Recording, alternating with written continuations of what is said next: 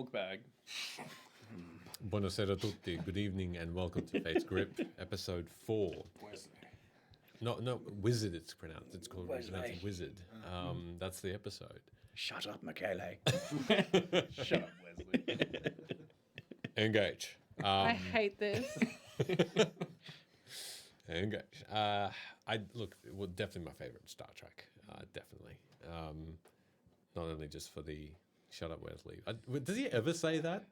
Welcome, everyone. What did I just say about putting everything on silent? It turns itself up, I swear to God. I nearly hit publish. So we are in episode 4, and we're going to do some shout-outs just while everyone's doing a little bit of prepping. Two things from me.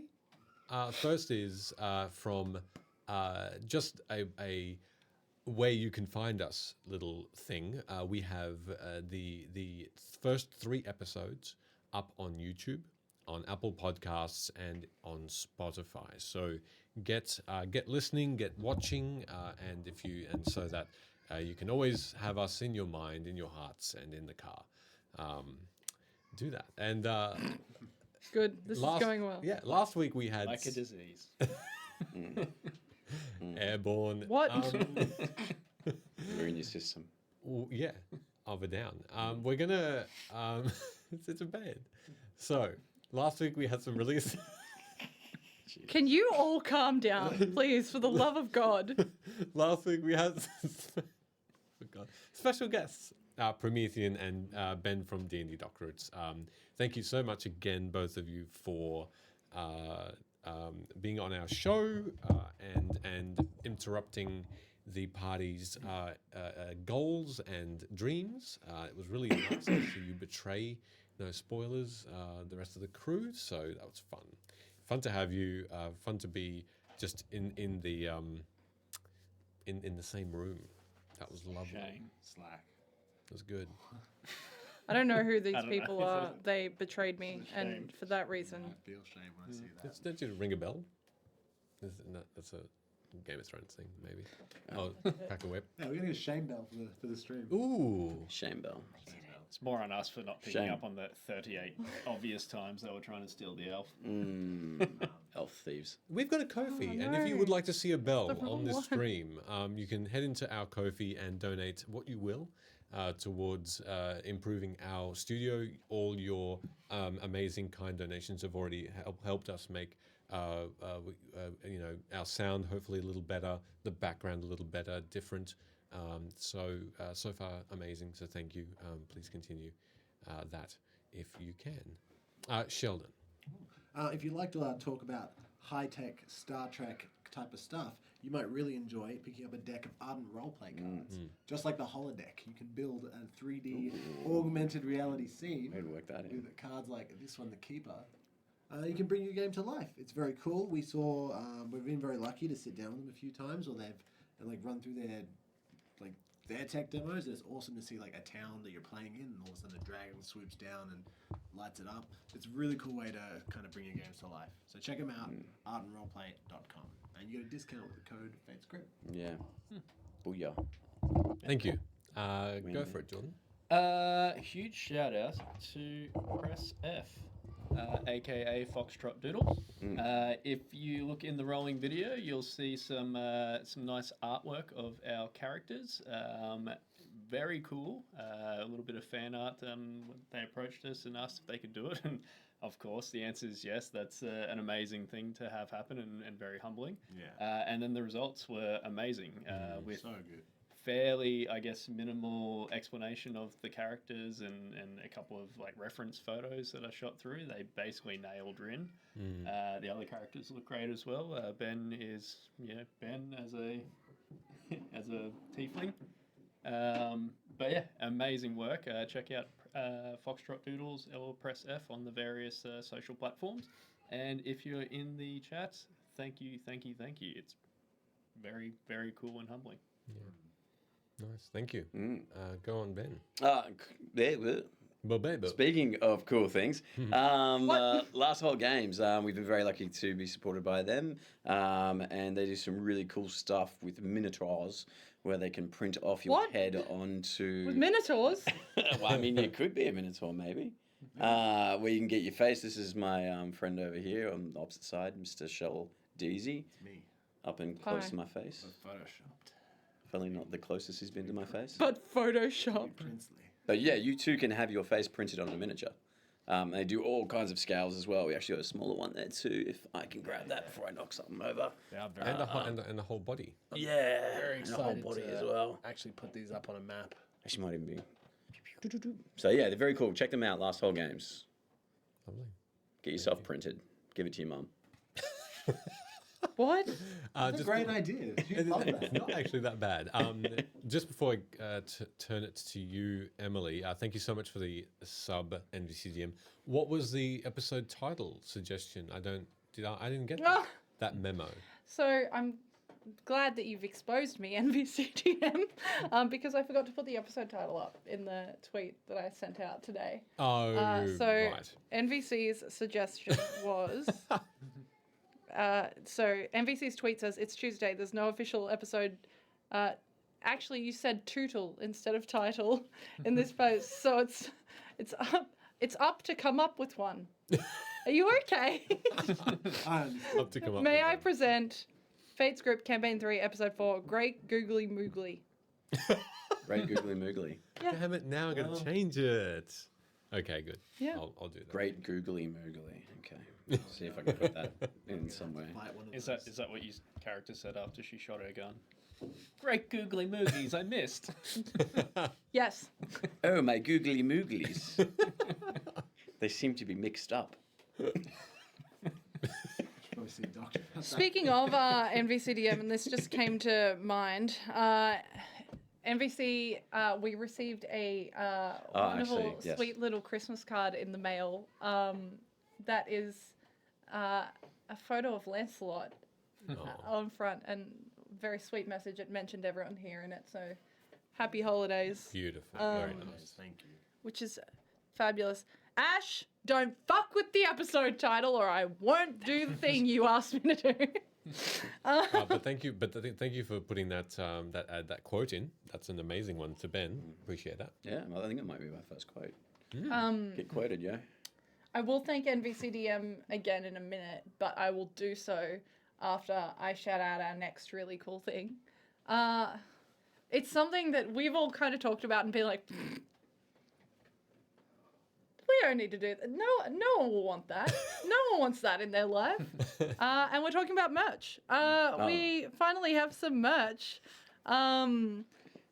We have a merch store. It's all done through Fourth Wall. I'm in the process of activating it so you can actually also gift it in our chat.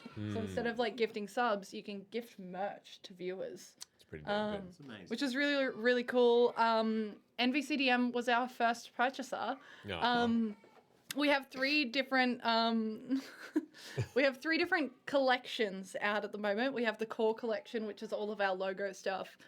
So I believe there's a little tote bag and a cap up in there at the moment. We've got the Sweet. character collection, which is all of our character art for season 1 and season 2, on little badges. If you want that, I don't know. And then the most requested thing is, like, I've called it the quotes collection. So we've got the Boney Sarah t-shirt. It's the same as our little Boney Sarah emote. And we have got a Roll the Damage t-shirt, which Ooh.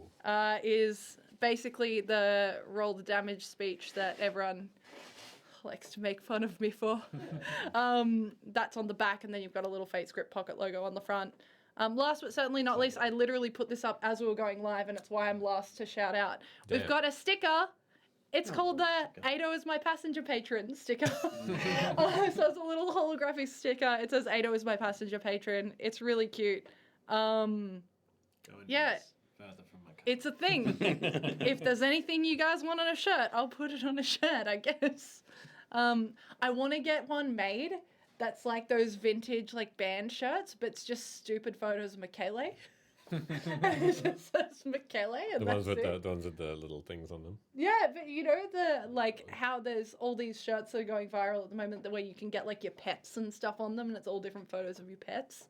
Perfect. Okay, well, I want to do that for Michele. I'd wear Yeah, a shirt with Michele's face on it. I'd wear. I've got Yeah, a shirt with Michaela's face. I'm more worried that you consider Michele your pet. Oh, that's not what I meant, but sure. But yeah, hey, thank you NVCDM for your order. I hope you enjoy the roller damage shirt when it gets there. And thanks to our second purchaser, Ben, who has something on the way as well. nice. I think you have the Boney Sarah A shirt cap as well. and the core collection Get it cap. out. I'll be cool once in my life. Yeah, It took Cool me all the 37 time. years. yeah.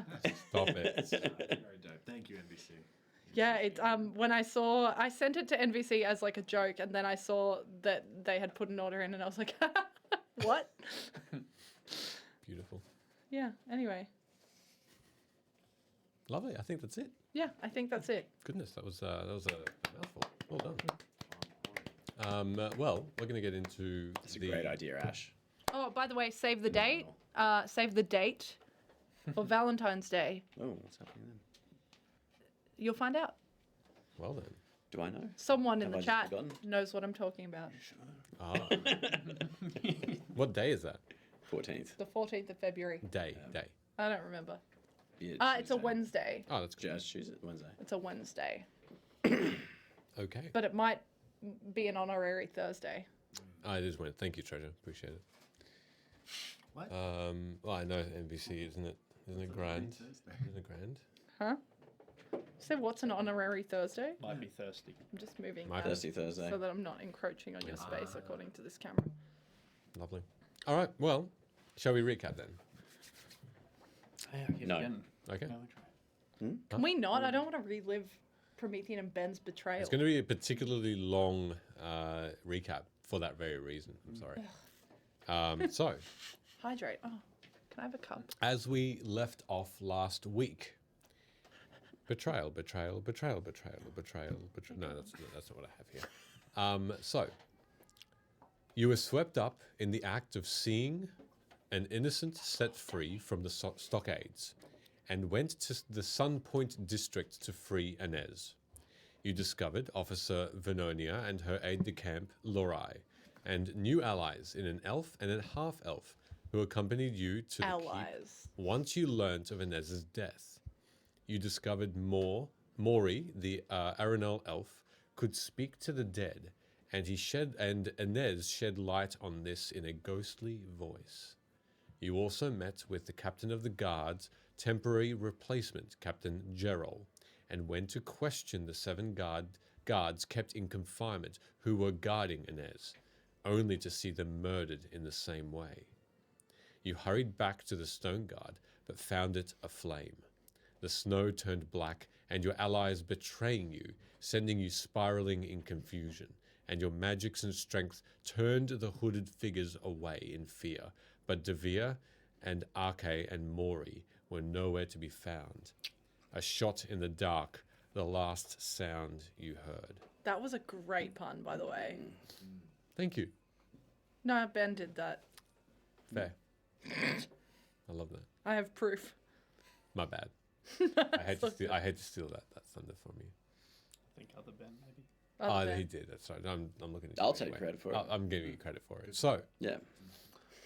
I'm here Every for it. Ben is the same Ben. We are the book. So here's where you are at currently. The Stoneguard is still on fire. You hear a as you look towards the place where that sound emanated, and you see a smoking weapon from the hip of Lani. You then see people everywhere, all around you, coughing, spluttering from the inn. You did hear screams from within, but that has now died down. I feel like I, at this point, would be back to coughing and Yep. trying to clear the shit out of my lungs. You take stock of what's around you. The hooded figures now retreating quickly into the darkness. Those who weren't completely engulfed in flame by your spell. As you as you take a breath outside of the smoke and haze. For now, only another moment passes and then you see the fire all of a sudden just become smoke. From red, yellow, and orange light and heat to then the crackling of the crackling sound no longer there of burning wood. It's simply now a billow of smoke. All three of you are somewhat behind the inn. You're still at the front. Is that correct? Yes. So you hear first and then see almost at the same time a slight popping sound. And in front of you is a woman with this simple looking green dress. And she takes a sidelong look at you and whispers under her breath. And then you see the entirety of this inn simply smoldering, no longer aflame, as magic is whispered into the wind.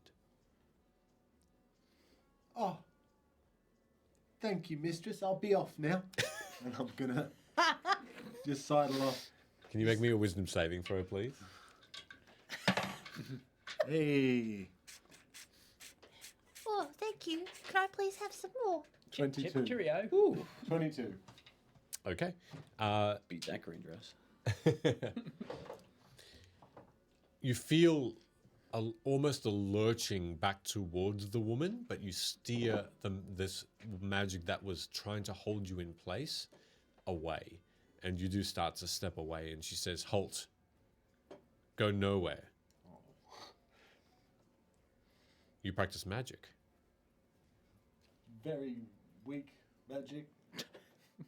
Well, that can be said for most wayfarers. Yeah. Yeah, we suck. You should let me go. I think not. And you don't. I need all the witnesses I can get. Oh. Is there anyone with you? Nope. Make a deception check. Probably at that point too. Oh my god. That one. We're still psychically linked. Yes. So in your head, you'd. Ivor. It's okay. Reel it in. You're fine. Hey, you're Scottish. Yeah.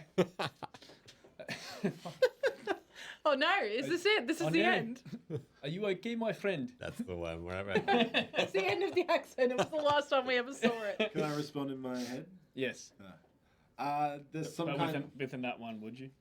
No, that was my deception. Yeah. Um, You fail by just responding.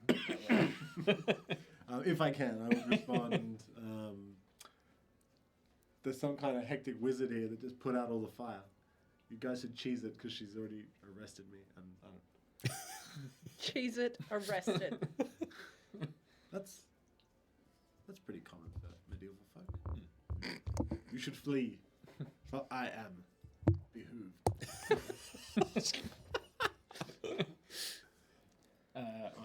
Continue. While that's happening, what are you three doing? Oh well. Coughing. Yep.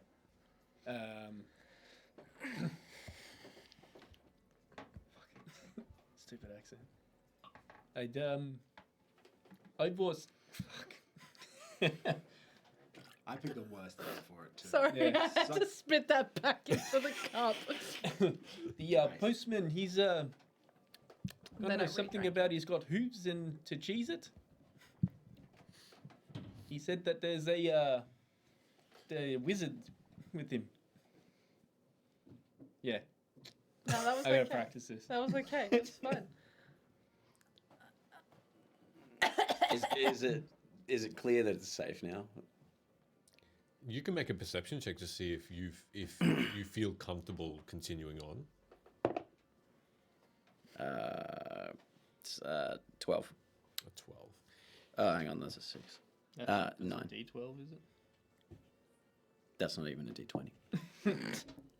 You roll max on a D12. That is a 18. An 18. That's much better. It is. You look around and you see people Are starting. we okay? Do we need fine. to... You're fine. You're coughing a bit. No, I but- mean, are we as people okay? Look, maybe. Are we all Maybe, okay no. here? Are we ready to play D&D? As you take stock of your surroundings, all of a sudden you start to see people reaching out towards you, asking for water, and you hear them just wheeze and are still choking from the billowing smoke that came out of the cellar door. And there's just you see all sorts of people just reaching out for you. Maybe 4 or 5 people at once, and they're almost clawing at your knees, trying to get water. If it's like that, I'd be ferrying. I'd kind of be attempting to ferry them a bit away from the burning building, and I think I've got quite a bit of water with me. I'll just start shelling out water. Okay. You hand out water, and they take it and are very, very grateful. You see a lot of them have their clothing is ripped from either trying to get out of the inn quickly and maybe have caught it on a barrel or something, or just burnt and their skin is red, and you see that a lot of the layers of skin of these people are just ripped open by fire. A lot of them are on the ground just groaning. You see no fewer than 20 people just in an area around you about 60 feet in a diameter, just trying to take stock of their own wounds.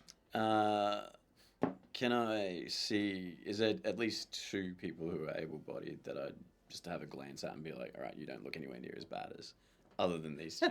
Yes, you do see. You see a woman. You see a woman who actually looks like she's going around. It looks like she's human. She's going around to people, also handing out water. She looks a little less, wary and injured. And you see the same yellow-robed dwarf that you had briefly talked to or listened in on in the inn. At the very first time you went into this inn, around the table of House Jurasco, the healing house, and he's starting to bestow healing power on others. Yeah, I'll just approach the young lady then and shell out water I can for her to provide it to whoever the injured and sick are, or sorry, injured and wounded. Okay. Who need it. Hydrate. Yeah, hydrate to the civilians, and As you hand that water to that woman, she looks at you and thanks and says, "Have you seen a shorter, stockier woman around? Human, longer black hair. I don't know that one. It goes by the name of Dorsey. If you see her, please let me know." Dorsey, we know that name, don't we? You recognize that name from a name that is. She was in the tavern. She was in the tavern. I also did say that we needed to... Oh, no, I didn't. I just found that out. Yeah. And I haven't seen her, have I? No, No. not yet. I haven't seen her, but I have a companion with me that travels that knows her. Who's this? Kilani. She then puts her hand on your shoulder and says, Kalani, where is she? She's just around. We wouldn't have gone far. No. I don't know if we're around a corner or not, but I'll just point. With that perception check, you point over to her straight away. And you... Dusting myself off and Yep. probably not coughing anymore at this point. All right, as you look over, you see Kareen, Dorsa's partner, come over to you immediately. And she puts her puts her hand on your shoulder and gives you this big hug and says, "Are you okay?" Oh, yeah, I'm fine. It's that tiefling said that you're in the. Well, I haven't seen you all afternoon. What have you been doing? I was given the afternoon off. Oh, Dorsa, have you seen Dorsa? She hasn't. I was about to look for Dorsa also. If I can, I can help. Did anyone else get out? I don't. Thankfully, Ladino wasn't in the tavern at the time. He's on. I think with some friends, but it was a packed dinner. So I mean, obviously, we know that the tavern caught on fire, but what happened? I didn't see the fire start. And at this stage, Did you hear anything? you both can overhear this conversation. I heard some sort of explosion in the actual inn, but then when I looked into it from the office upstairs, I only saw red, and people were already trying to scamper away. Every window seemed to have had an explosion of fire in it, and so it came from the outside in. It didn't start on the inside, and people then immediately just they couldn't get out straight away, and so they panicked. The names Arke or Javir don't mean anything to you, do they? No, I haven't heard of them. No. Okay, so Should they? well, I mean, they took something from us, but they also definitely locked me and one of my new friends in there with the rest of you. I don't know how we got out or how I got out. So thank you. I started leading people away, and she sort of stares into the ground at this point, almost watching as one person on the ground just is reeling in pain. I just started in guiding people to the cellar, and thankfully the door opened and then it shut again. I was one of the first groups out. Yeah, that was that ball bag, Devere. He put Locke's warhammer through the ball. I literally told that bastard not to lock us in there, so that's... Well, I did see him running away, so that makes sense. Like a little fucking bitch. Yeah, I guess he was a bit of a bitch, that guy. We... Fuck you, me. We do need to find another companion of ours. I can help you look for Dorsa shortly, but we should probably meet up with our friend. If you're to look for her, I'll go around to the front. I can talk to him still. Okay. Well, yeah, I'll don't... All of us don't go too far. I guess now that this has happened, we shouldn't split up. Well, he was Too with far. that Ake last I saw. Yeah. That guy sucks. Yeah, he's another bit of an asshole. Little bitch. No. At that point, I would probably sort of sneak around the front to get eyes on Ivor, and maybe, given his message, try to not go directly up there to start with. Yeah, as you turn around the corner, you walk past the side of this Stoneguard inn, and you clearly see, even in this darkness. Do you have dark vision? 60 feet. Great. So within the tavern, as you're glancing past it, you notice tables burnt and blackened, chairs crumpled. You see no effects of people. You notice that there are bodies within, burnt, even to the point of being bones, like blackened bones. The heat seemed so intense. Do I notice any kind of like less immolated bodies that potentially would have been the hooded figures that kind of went in? Make a perception check as you walk past. Perception. 6. A 6. There is. Although Yes. I am proficient, Yes, you are. so I'm going to use my sweet class feature. Reroll? No, I get to roll at the moment D6s, which only makes that a 9. Something? Given the wording on It's a this, I number. kind of need to know if it fails or It's succeeds. a magic number. It succeeds. So I'll read you the thing if I can find it. It's called Sure. Psi Bolstered Knack. Mm-hmm. So any skills or where is it? If you fail an ability check using a skill or tool with which you have proficiency, you can roll 1 psionic energy die, which is a d6 at the moment, and add the number rolled to the check, potentially turning failure into success. You expend the die only if the roll succeeds.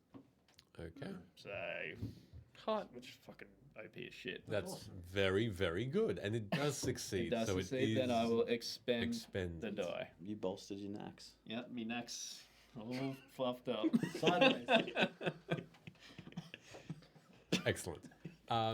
You notice two Where's my dad? You notice that there are two figures that look like they were a part of this attack. They seem to you only notice the cloaks, which are very dark and woolly looking.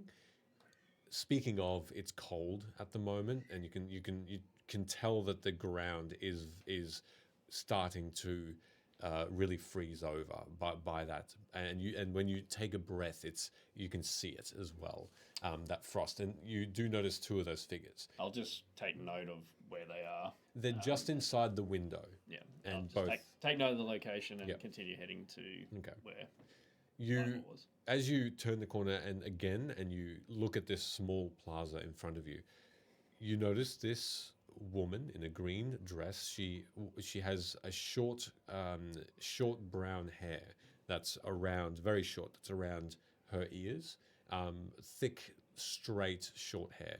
And she is a little tanned, and she has these green eyes to match her dress. Fair skin. She looks, it could be half elven or elven, you're not sure, from this distance. And she's talking with Ivor at the moment. I just thought to him, I got eyes on you. Just let me know if you need help. I'm not sure if I need help. I think she's a very powerful wizard. I couldn't have done that. Well, I can't hear her, so you're gonna have to tell me if I need to throw some stuff at her. Okay. What were you doing here then? Trying to find beer. I don't believe you're alone. Thank you, but I was. That That's very sweet of you. magic that you produced seemed, well,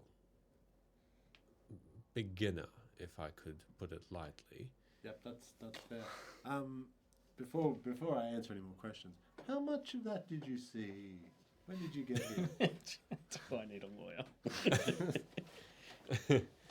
She sternly looks at you and says, I wasn't here in time to save the people within, but I was here in time to see a particularly familiar looking figure that I wasn't sure was actually here.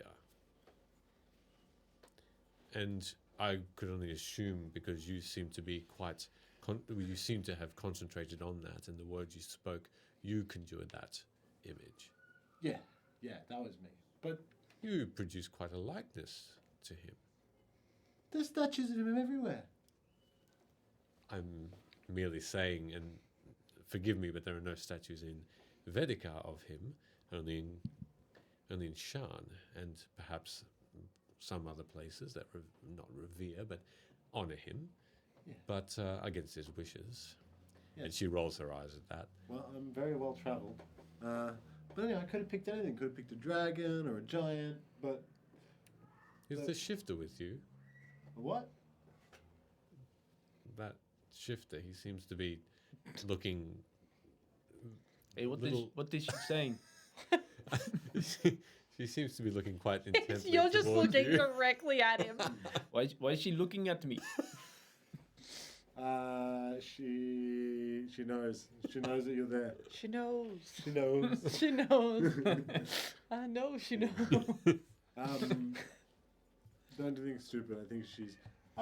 I'm terribly rude of me. My name's Ivor. Who are you? Lila Jadu. Do I know that name? You don't. And she continues, though. She says, I'm an apprentice from out of Corth, an apprentice of the 12. I currently am under tutelage of them, and So yeet. No, I said name. Oh. I arrived because of this particular incident I am tasked with investigating things that are not foreseeable by the 12. This was an act that was avoidable, but something that was also unexpected. Okay, I'll give you the full, unabridged. Actually, wait a minute. I don't have to. I claim diplomatic immunity. I like it. She says, diplomatic immunity. Yep. There's a diplomat with us by the name of Mori. He's a translucent looking Oh elf. no. Translucent, you say? Yeah, looking elf from up north, and he's tasked me, a wayfarer of great renown, with teaching him about our culture. He doesn't happen to be from the land of Aerenal, does he? I'm not obligated to answer that. All I know is that he's been taken captive by. Well, I don't know. I don't think you know that. Do I know that? Yeah, I mean, he's missing. I need to find him. I'm sorry, I might be a step behind here. He's clearly, from your description, an elf from Aerenal. Maybe. I'm a little behind it with information, if you could divulge a little more.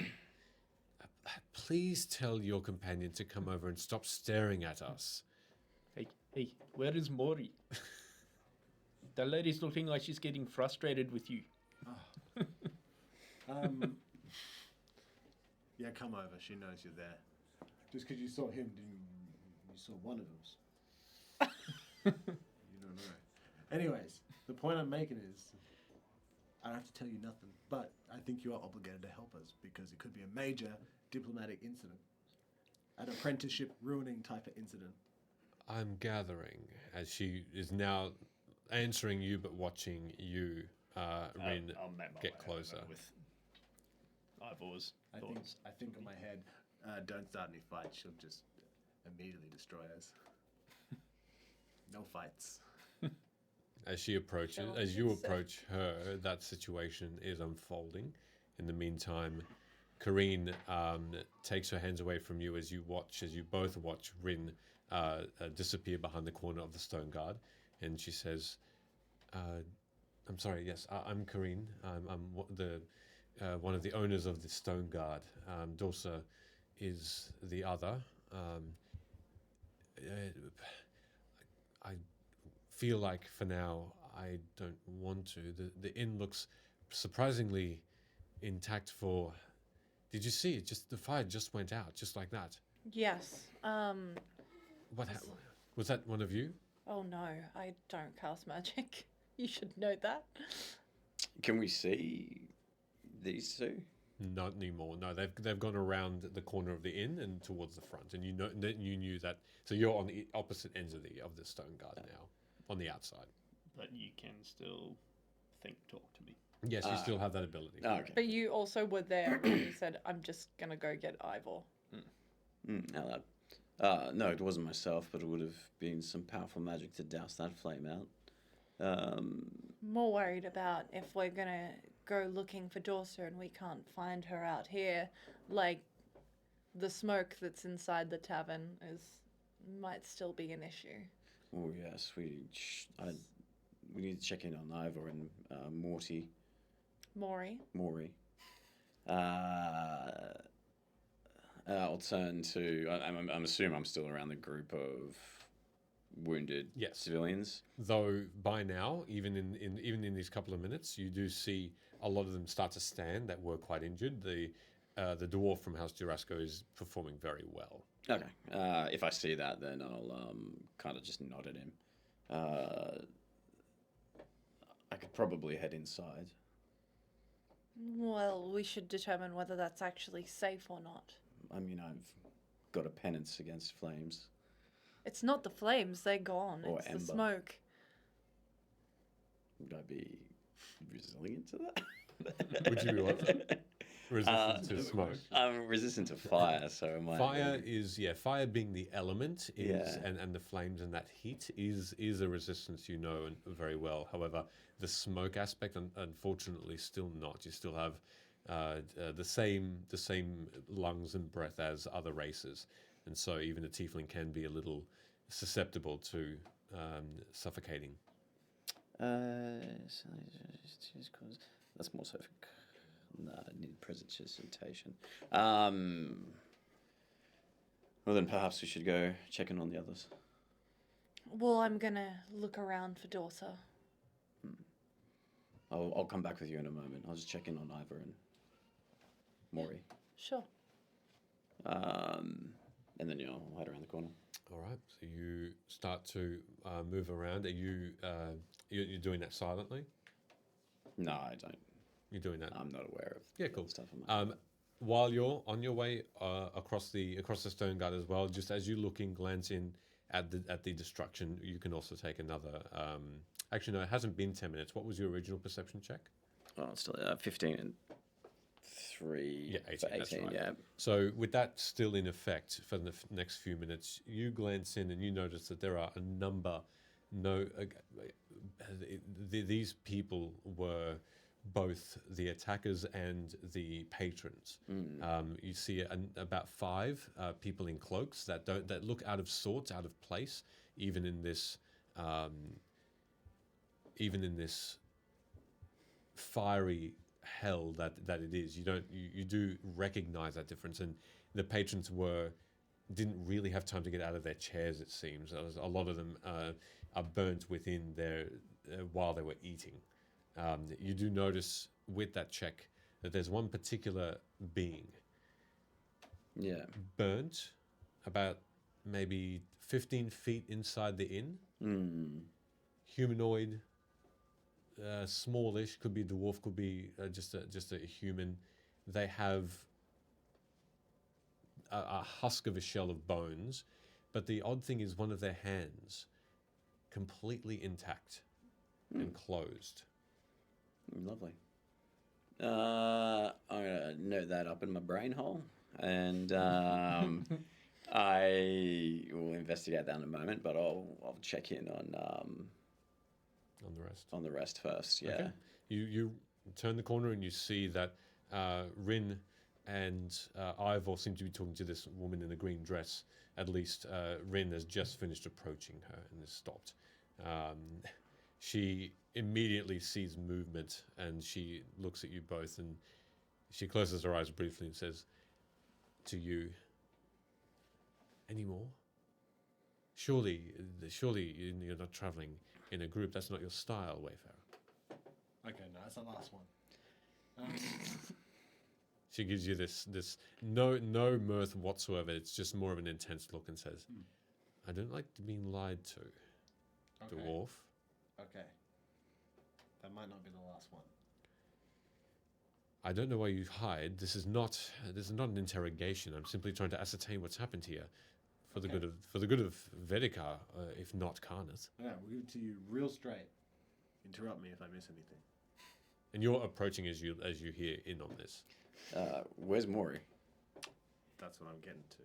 So Mori, our friend and diplomat with diplomatic immunity, which extends to us. I'm gonna raise my eyebrow to that. Like, what the fuck are you talking about? We were with him coming to this here pub to seek ale, to wet our dusty throats. And lo and behold, the inn was a flame, A fight. a fire. And my trusty companions decided they would risk their lives selflessly and rush into the flames to save the people inside and whatnot.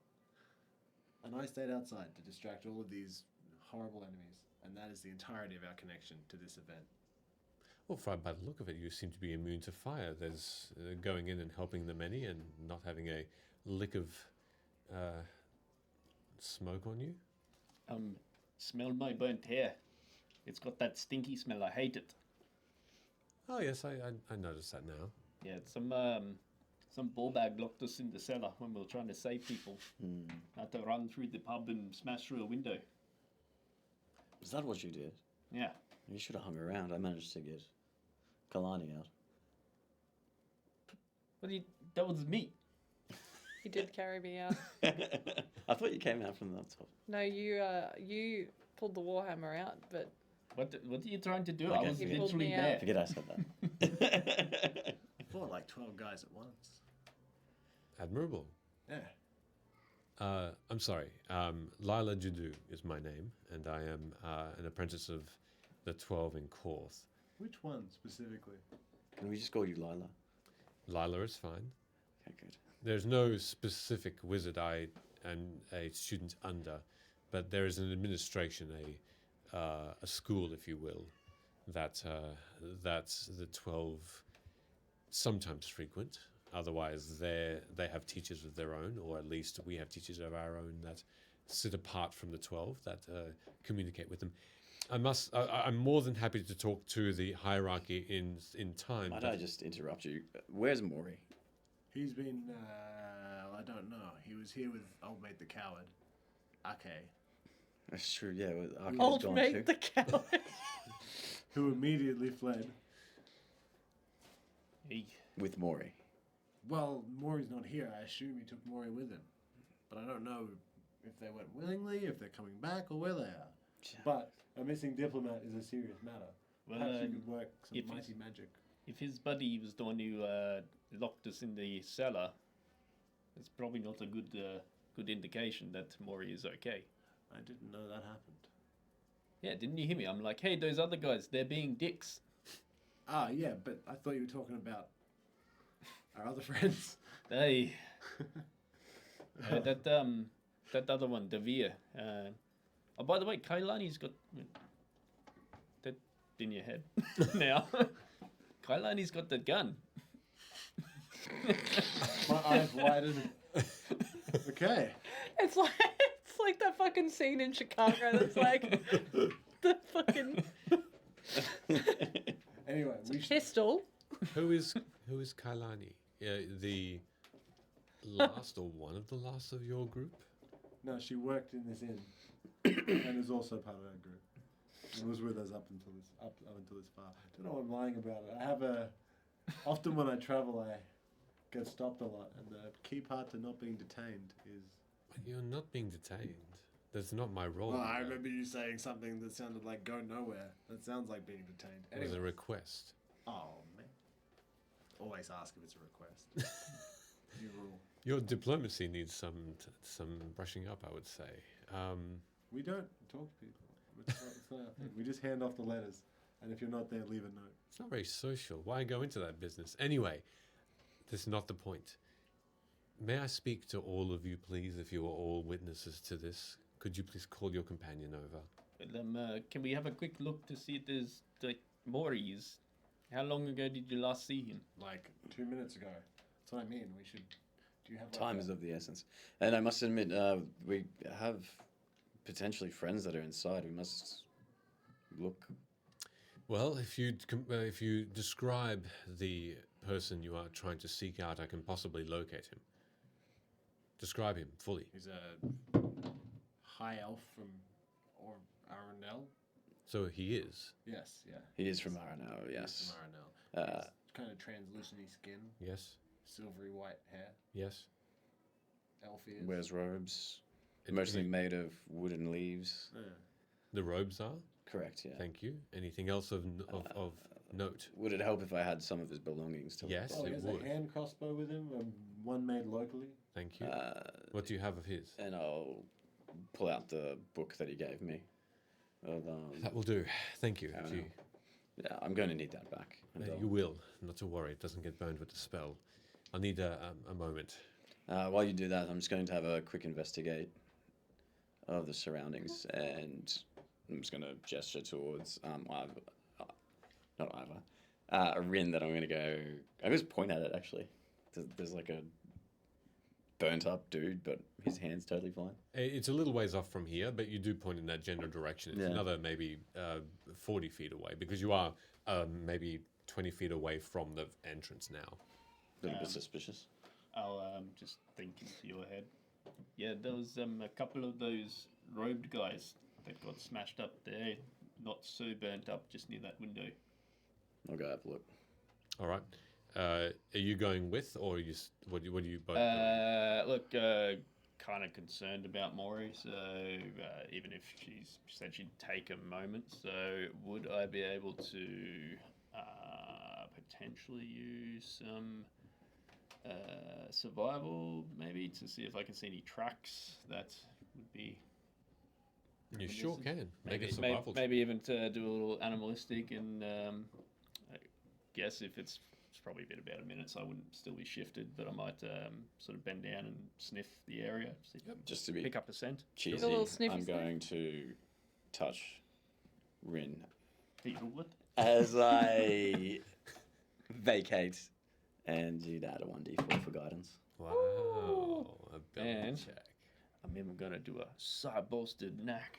Knack that. Ooh. Knack the dice. Yeah, and I think I knacked my d4 to a shitter number, but No, you just use that original. I don't think the guidance is a part of that. no, I had already rolled the d4 and then I rolled the d6 into so- it and I knocked see. it. I see. But that is 8, 9, 13, 17. 17. Okay. So you start sniffing the ground and looking around for any means of Mori.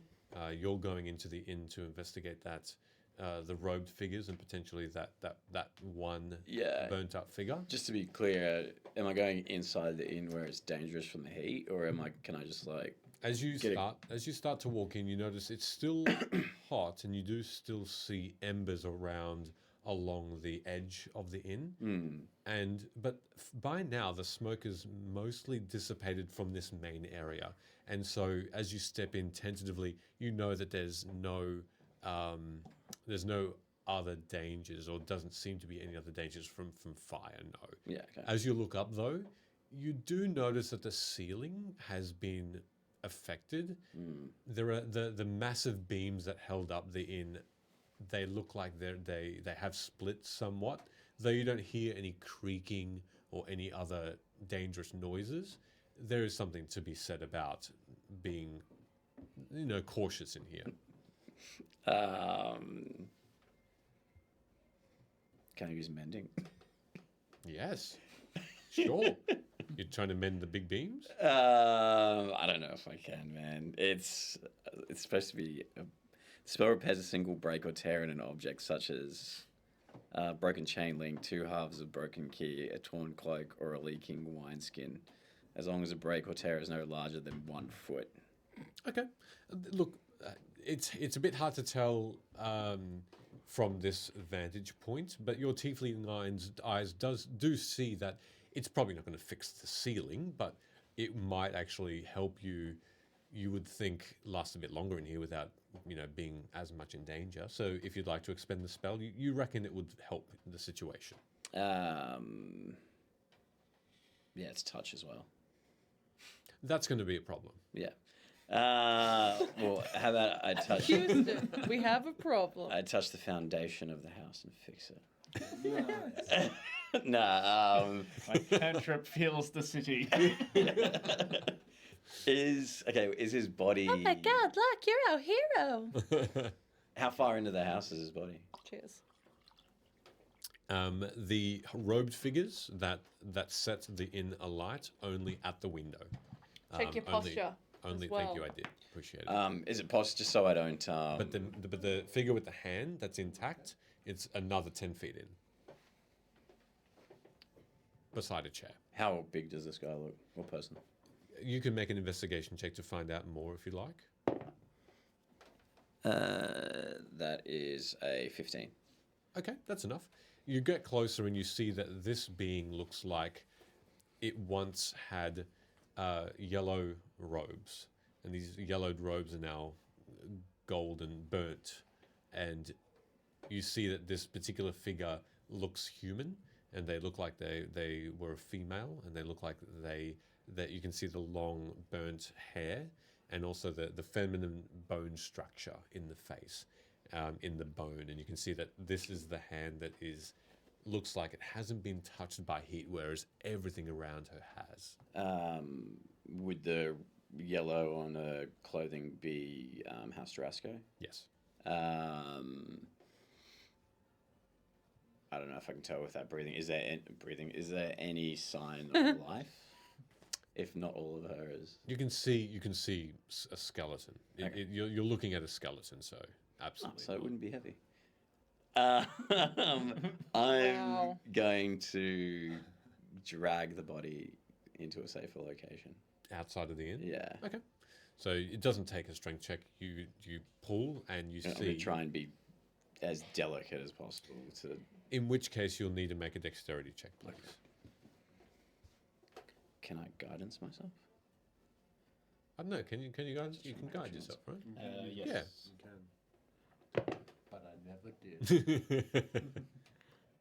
We've got a rolly one. I've done one of those ones before. Dexterity check. Yeah. That's a 16, 17, 18, 19. Goodness.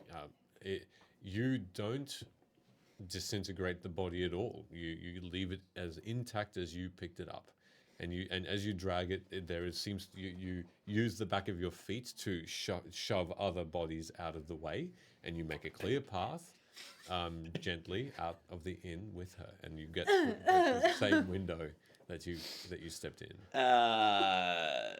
And you can see the burnt glass, the melted glass along the ground around here too. The guy from House Durasco is around the corner. The isn't he? dwarf, yeah, still around the corner. I'm just going to yell, member of House Durasco. Let's see if he pops his head around the corner. You all hear that as well. Did you say, what did you say? Just What did you actually say? the House Durasco officer. Oh, just like that. Okay. Yeah. You all hear that as well. And initially you don't have a reply. In the meantime, Can I use thaumaturgy to make that a booming sound? yes, you can. Oh my god. Yeah, and at that point, at that point, that was very good in unison. That was good. At that same time, as you hear that thunderous yell from unbelievable Break the D. from yeah. Locke from Locke. What are you doing at this point? I would be searching for Dorsa. Where specifically?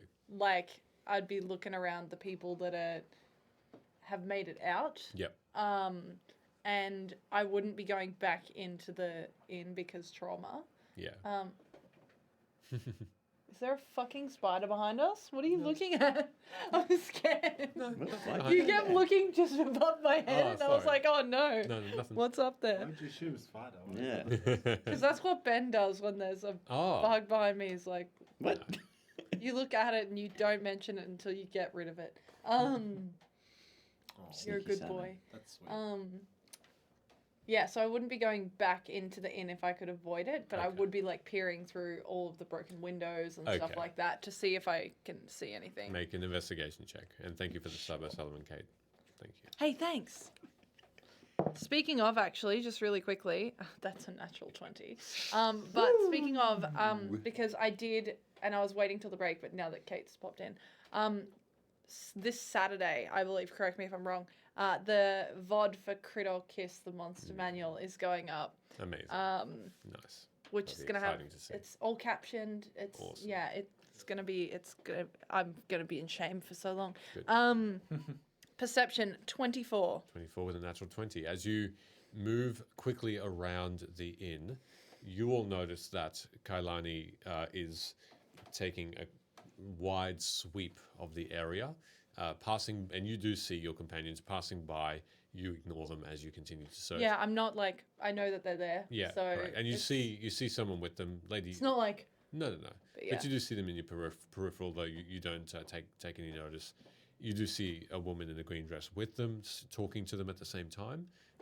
Kareen is close by, and you see guards now emerging. Well, you have seen them in this interim going to calling the local healers, and they are not of House Durasco, but they are simply of Vedica. There is a healing house not far away, and you do start to see that crowd start to come in, direct the healers to these injured, and other guards are starting to now move into the inn to try and see what to report. You also notice Captain Gerald as well in this vicinity. He's the one that's directing most of the guards by this time. Kailani, as you move around, you do notice movement from within the inn that is not the guards. You see behind the bar that's now half destroyed, you notice Dorsa starting to pick herself up and you see from outside she picks up an unmoving body of a goblin and puts him, the chef, onto the half damaged bench. If there's no like noticeable damage that I could wait.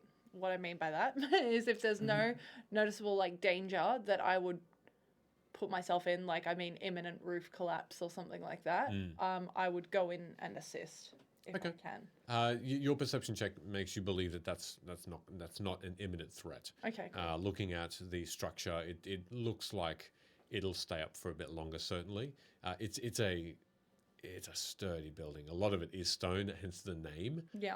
But a lot of it was sort of wood inlay, which is why it caught a light quite quickly. You notice that as you race in, Kareen is right behind you, and you get to the bar quickly. You notice Dorsa is there.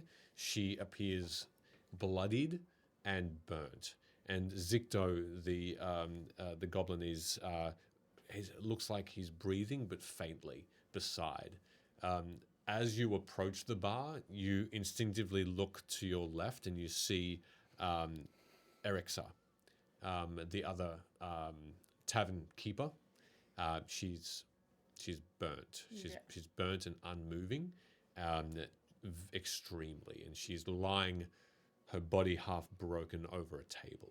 Yeah. Okay. I would help those that are currently breathing before I would do anything else. Yep. So you head over straight to Dorsa. And Kareen is with you. She helps pick up or carry the weight of Dorsa on her shoulder, and she starts to lead her out. Zicto, you look down at Zicto, and an entire leg is almost sheared off by possibly falling debris from a roof or from support. So you can see his leg is bleeding heavily. Yeah. Otherwise his clothes are burned. He has little burns otherwise, but it's the leg that's the big issue. I would help him out after Dorsa. And can I see that there are healers approaching? Yep. I would just put my hand up and be like, "We need a healer." Yep. Like now. All right. Someone hurries forward. You haven't really gotten to know the healers of Vedica too much. You don't quite know their insignia or anything. This one looks like it has the head of a dragon, but through its mouth is sort of a cloudy white, though it's a silver dragon emblem on the crest, with like this breath of winter in its mouth.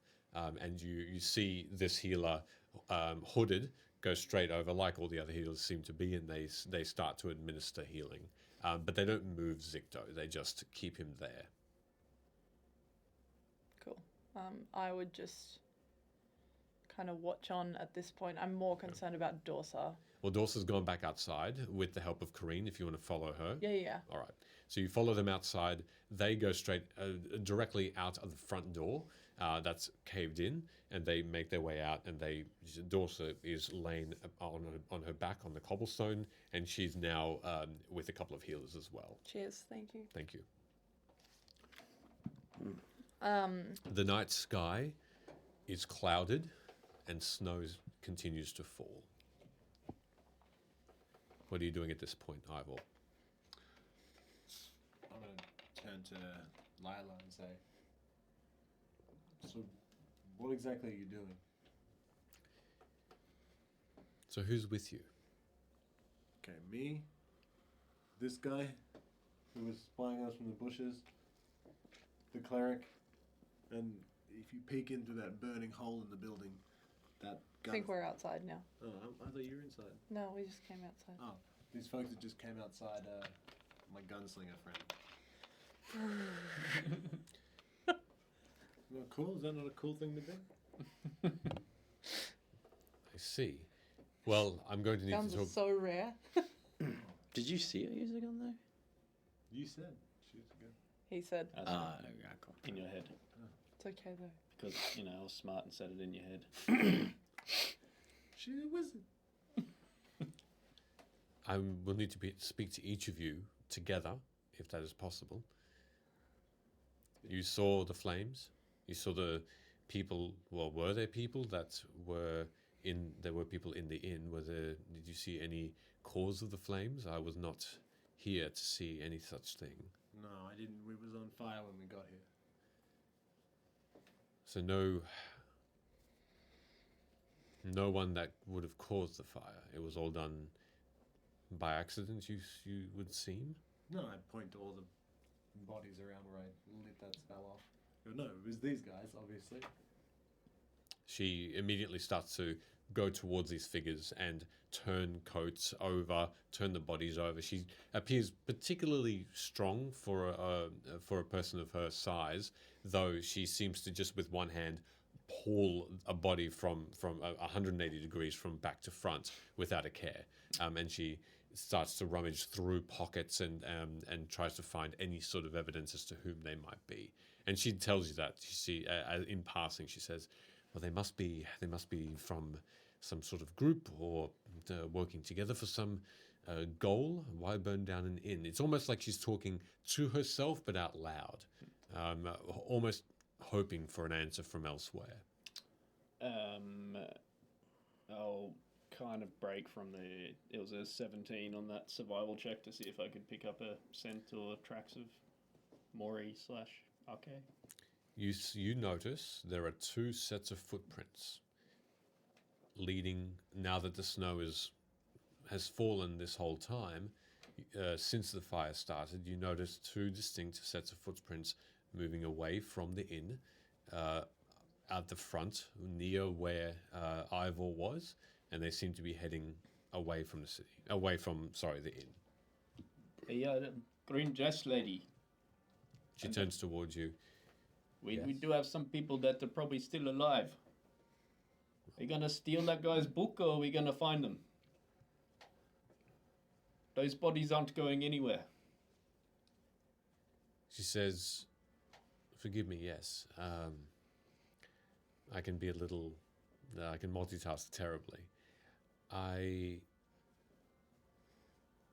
couldn't find him. You couldn't find the elf. You're saying there's a chance we could find him?" There's the tracks leading this way. She gets up, drops the body that was on the ground, the hooded body, and just starts beelining it. And she looks down and she says, "Yes, well done. Shall we?" But I don't want to leave our other friend. Though you say I'm very torn. Though you say it's an emergency, get her. You come outside, right? Mm-hmm.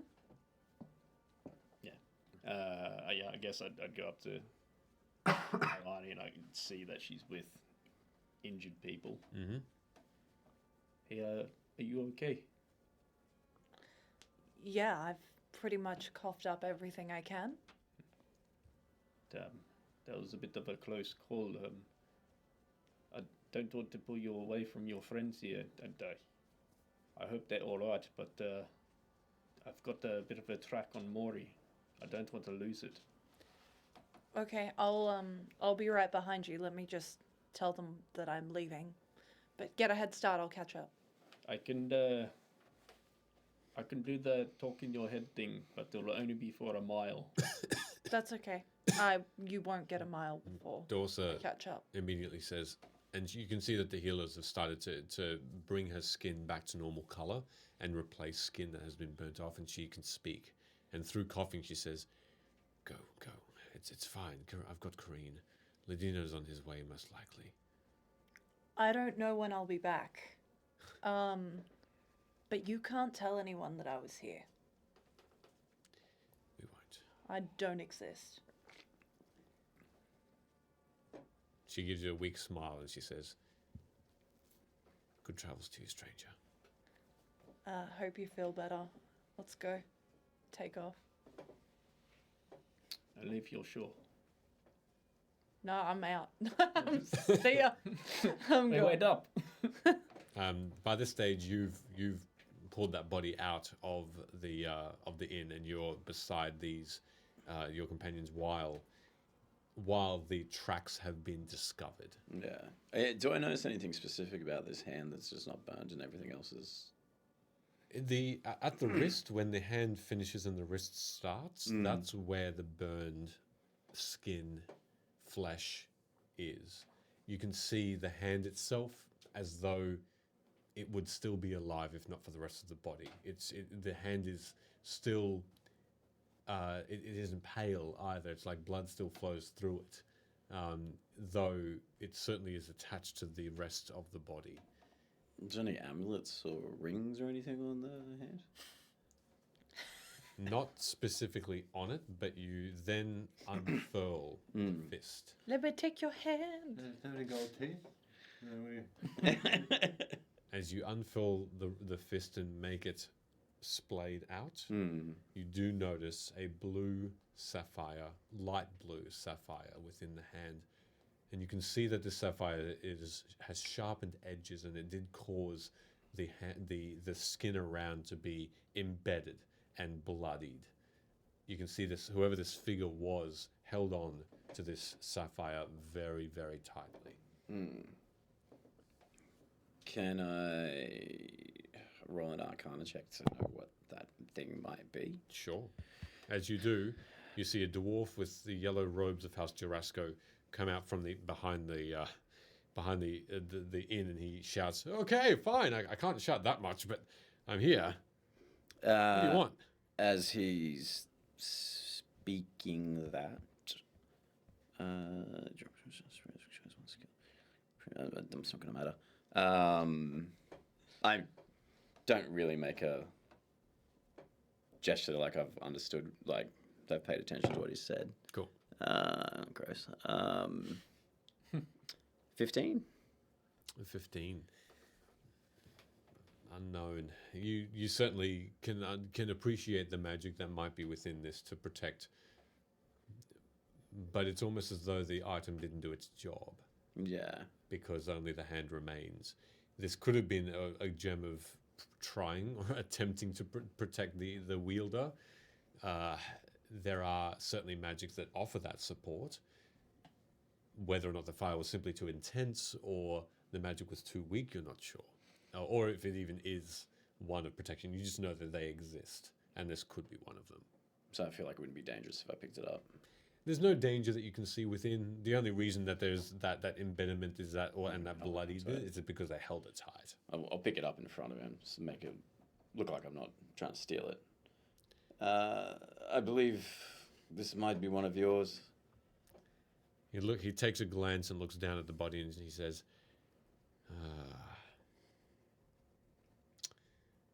"Yes, it was. Rest easy. I've still got to go and check on the others. This one we can't save. I can save others. Apologies for that. No, I'm glad you weren't in there. Keep it as a gift. Hopefully it will help you more than her." Do you know what it is?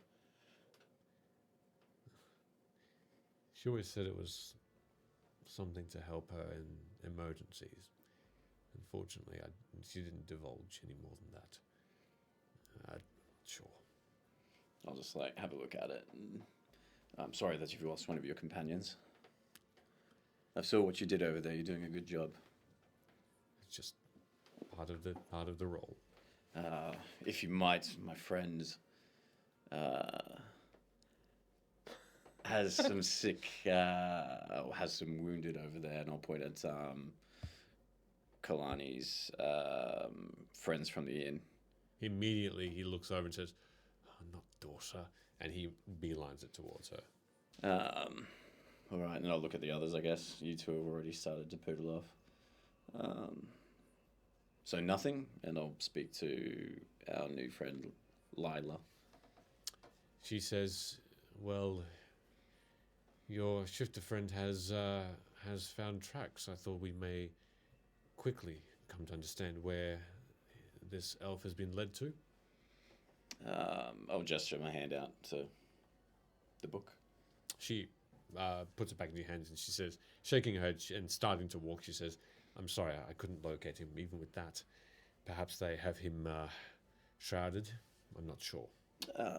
And once we catch up to these, because we will find him, per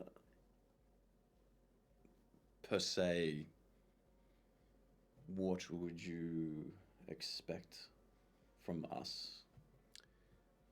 As she's walking, are you following? Well, yeah, I'll continue going. Okay.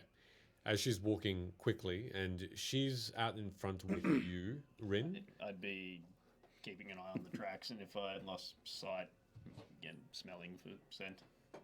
Lovely. For the next 10 minutes so far, the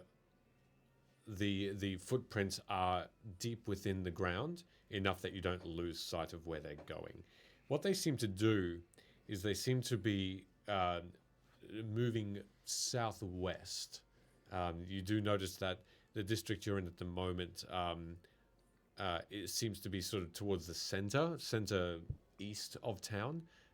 It's taking you further towards Shadow Cliff, which is the name of a gate that represents a district towards the southwest of the town. This Shadow Cliff is not the most popular part of town. It's you don't know much about it, but you've heard in passing people try and avoid the area, but you don't know why. As she continues to speak to you, she says, "What my hope is that you will tell me how and why an Aerenal elf is in Karnath and hasn't reported to the 12." He wanted to learn about their culture in an unfettered, natural kind of way. Do you know how long it's been since Corvair has welcomed an elf from Aerenal of the Undying Courts? Hundreds of years. Without overstepping, he came at the behest of a letter I sent. She stops now, and she looks towards you immediately and says, "I'm sorry, but what?" Yeah, sent some letters. Nice. That's a really Not through the Wayfarers. No, but it's a really good way to do things. Yeah.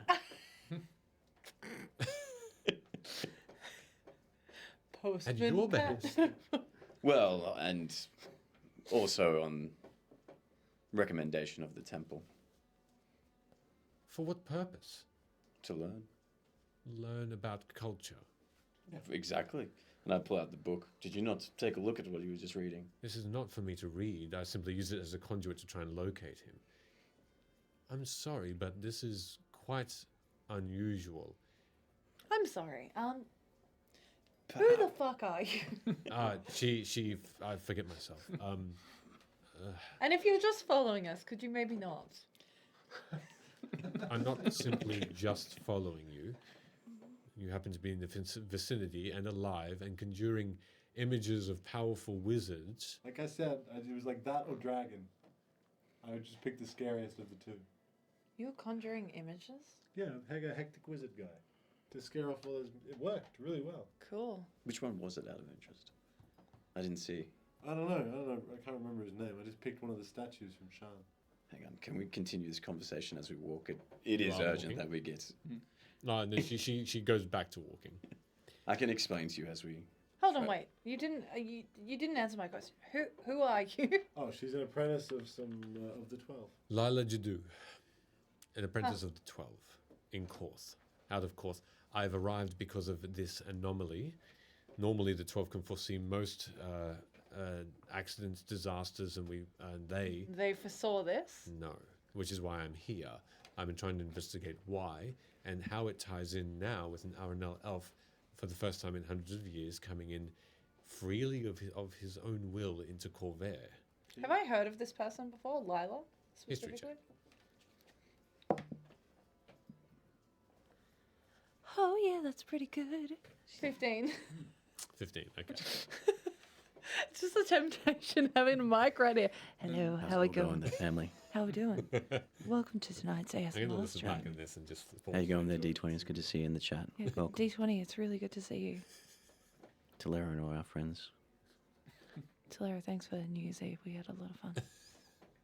What? Now I'm going to start Great googly scratching the moogly, guys, microphone. thank you. 'Cause apparently that's a thing ASMR people do. Totally sidetracked. Let's keep going. All right. Let's keep going, but sensually. Okay, bring it in, guys. Bring it on in. So, as you as you continue to, I hate this. I think you for the hydrate. Oh, I've got nothing. Oh no, dude. I've got nothing. She shakes her head, and as you continue to move your way south of Vedica, south of the town of Vedica, still within the city, she says.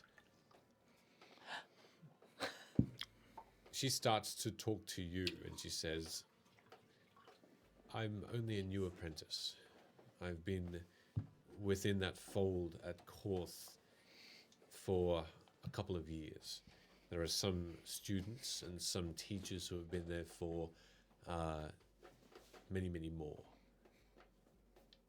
Thankfully, they are a good folk, one that have you can trust, and you can trust with the defense of Karnath and beyond.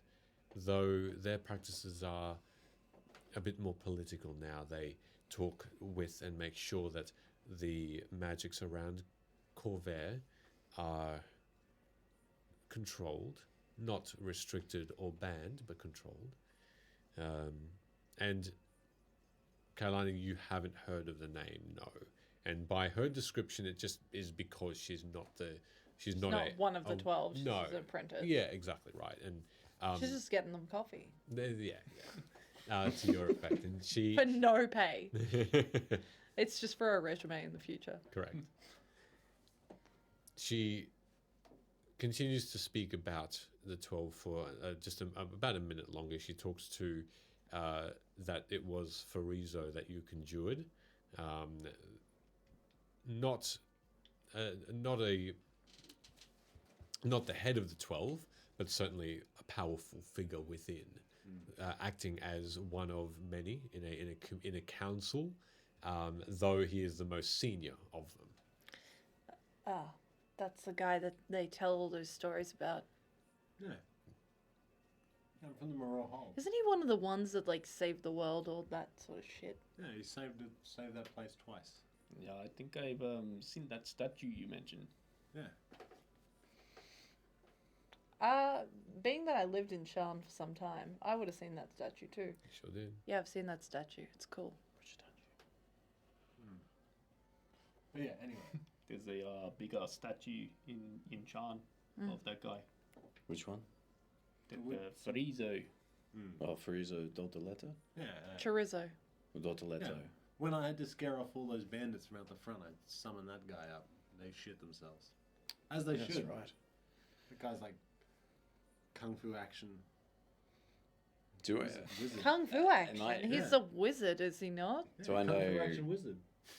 Fighting the bad guys and saving the day. Is he still alive? Yes. Would Whoa, I he's know what old he's as fuck. currently doing right now? Nope. Or like, is there any like, oh yeah, he's the head of the 12, or he's just disappeared? I guess no, not disappeared at all. In fact, there's always talk. The Oh my god, he's gonna be the BBEG. the news around Vedica and beyond are simply that the 12, including him, as a conglomerate, only spend their time in the towers above Korth. That's all. So they do protect the country of Karnath, and they talk with the other high powers around Corvair as well. And so for that, just for that general news, you know that the 12 in general move around Corvair quite a lot, and Frieza simply happens to be one of them. Though you also hear rumor and conjecture that no common folk, no common people actually see them or know about their movements. Only lords, kings, queens, only they talk to them directly. Common knowledge that he was a part of the destroying Frazzle Blue. Yeah. That is how he's depicted as one of the senior and senior members of the 12, and the rumor is that everyone wants him to be the leader of the 12, but he doesn't. He wants to simply be a part of it. LeMay. Speaking of which, if it's been 10 minutes, Yes, it has. roll again. Please do. Do I see you doing like a sniff or something? I, What do you do? I would be. Yes. I'll give you a bit of guidance. I'm going to read. He's doing that thing again. Where he requires guidance. Really? All right. And He's just does a Or he needs a scratch. 13. good boy. Does a 17 pass? Yes. All right. Then it's a 17 without. Cybolstered nag. Cybolstered nag. You continue to find, as the snow continues to fall more heavily, though still not enough to cause, it's not blizzard, it's just larger snowflakes and a little more frequent. And you can see beneath you the start of the footprints starting to disappear. As more snow does start to dust over the top of them, though, you can still find the general direction, and it leads down a main thoroughfare of the town. By now, the news of this fire possibly hasn't reached this area of town because people are out. It's still evening. It's still just after dinner. So people are having either a late feed or they are just packing up for the day because of the snow or just because their business warrants it. Hey, I appreciate the history lesson, but can we keep going? The snow's falling and there's a lot more people walking in this area. I'll tell you everything I saw back at the pub if you help us find this guy. It sounds like he's important to you too. Yeah, if we could find those traitorous fucks as well, that would be ideal. Oh, yeah. What's the upper limit Little bitch. of what you're willing to tolerate here? Because these guys kind of like locked us in a burning building. What do you mean, what is it that I should tolerate? Are you like a arrest on site or like a dead or alive kind of? Yes, that's kind of the question I was wondering before as well.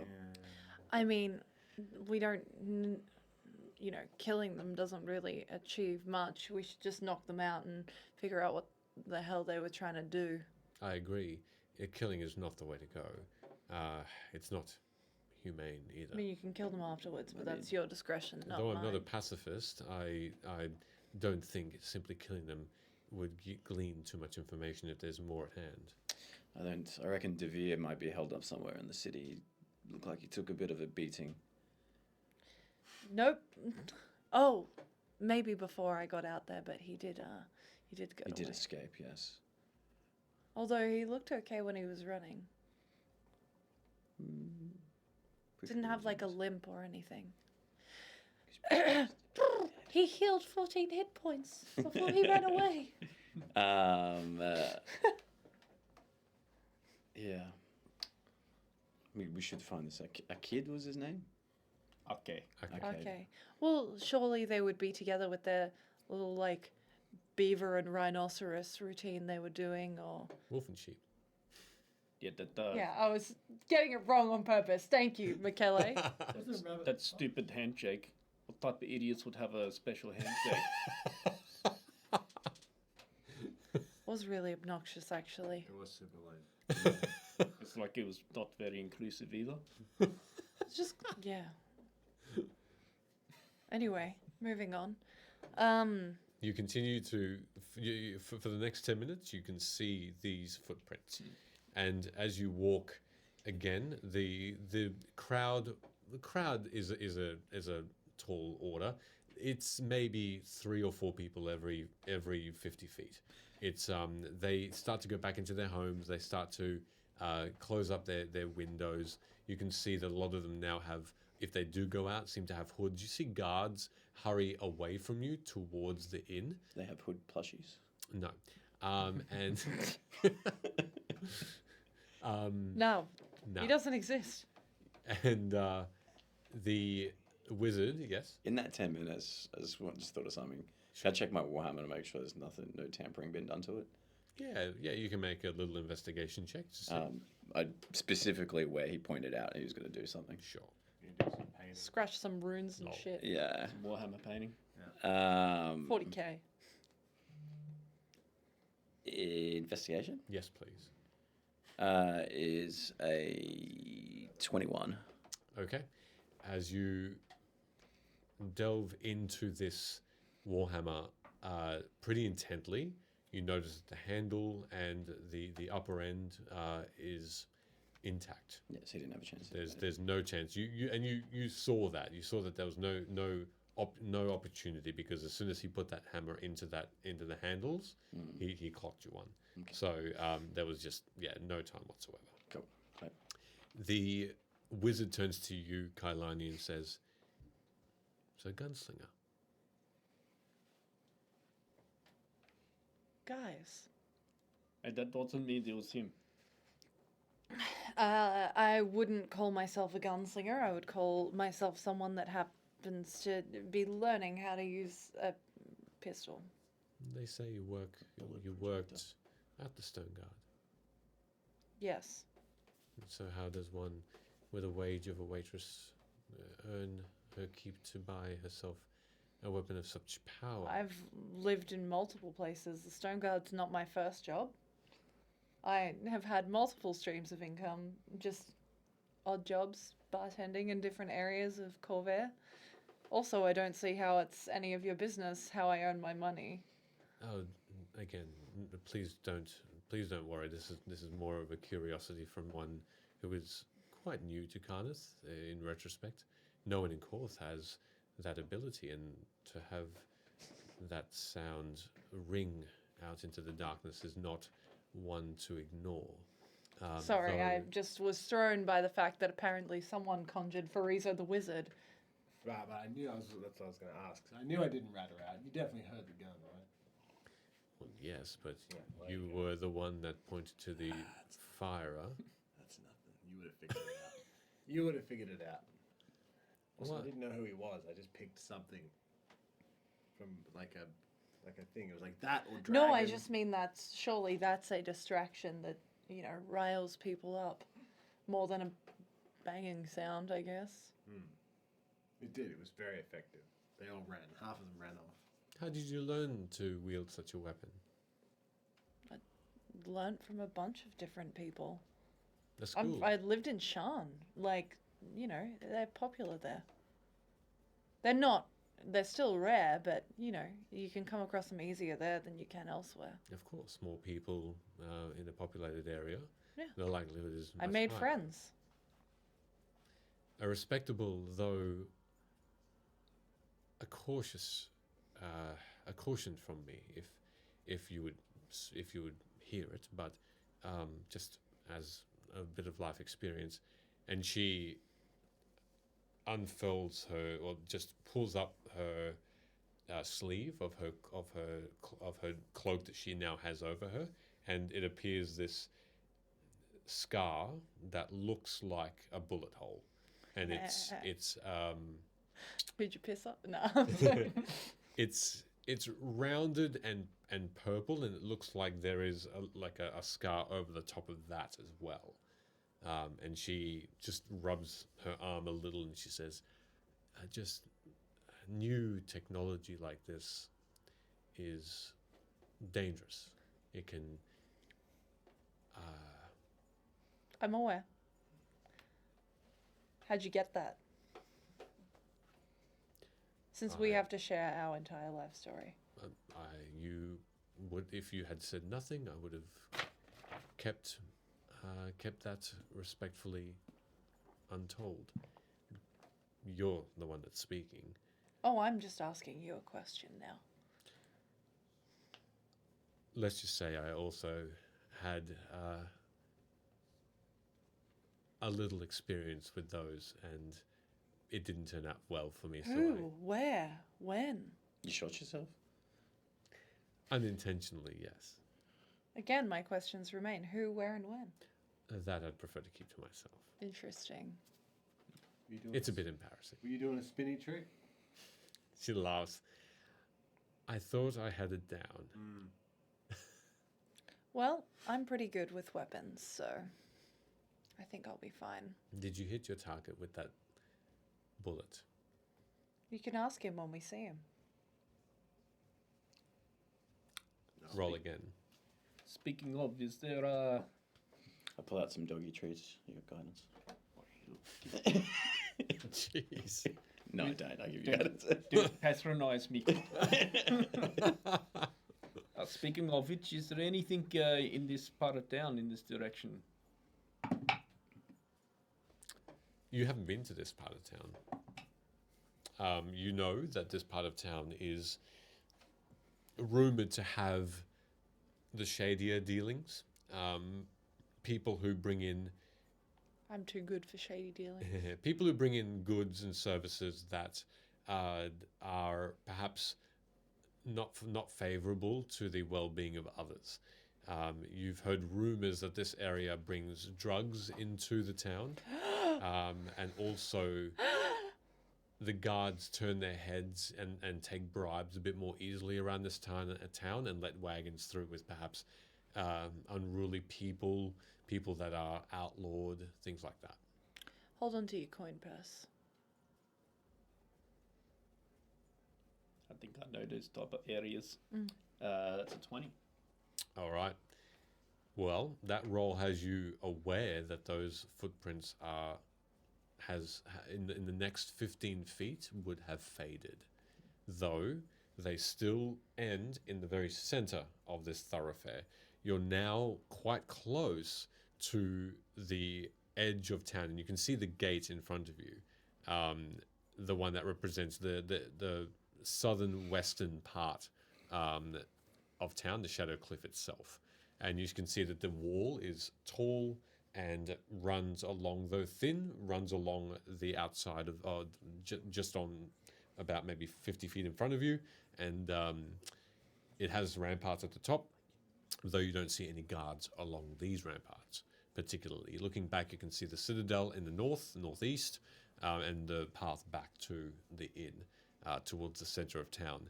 Here you find, over the last maybe few minutes, there hasn't been a single soul in the area. No torches lit, all very dark apart from the moon that shines down and lights up the immediate area. And she stops too. Lila stops in dead in her tracks and looks down, looks at you, and gives you this focused look and says, "Shall we spread out?" Well, I don't know if that's going to be a bit dangerous in this type of place. Just split in half, 2 and 3. How far back was kind of like the last people that I saw? 20 feet, so not far. And they had a look at you all, and they seemed a little scared, and so they went back into their homes pretty quickly. Can I guess, whatever check, look to see if I can kind of find maybe like a young street urchin type person that might have the look of, I guess, like junior crime. You can use that. Junior crime. A crime cadet. Yeah, crime It's a cadet. small baby Like- with a gun. It's hanging outside of 7-Eleven. Given my previous experience, someone that might not necessarily be in an organization, Yeah, but yeah. you know, be like contracted as like a little bit player or Yep. lookout or something. Yep. A little crime. You can use that same Little perception crumb. check, or you can make a new one. That was survival to do. Oh, the sorry, it tracking, was. So yeah, do another perception.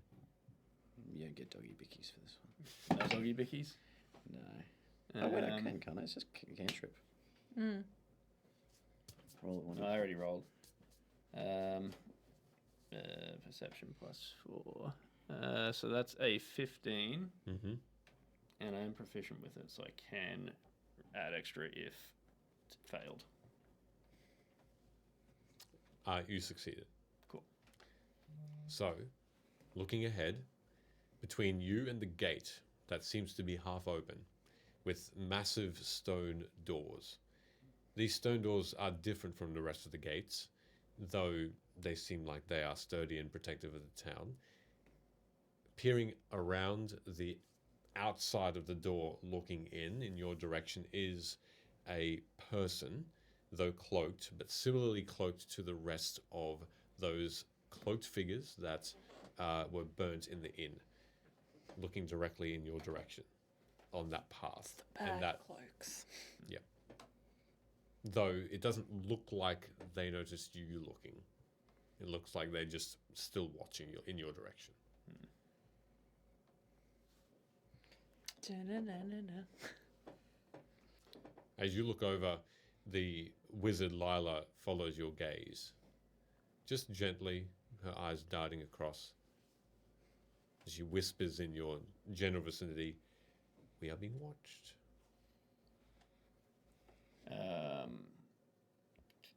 So, is there any like recognition from this person? Like, do I get a sense that they know you were at the pub or whatever? Not sure. They let me try something. I'll approach them. Okay. How far do you want to be from them? Look, I'll go lean against a wall near them. The outer wall? The town wall?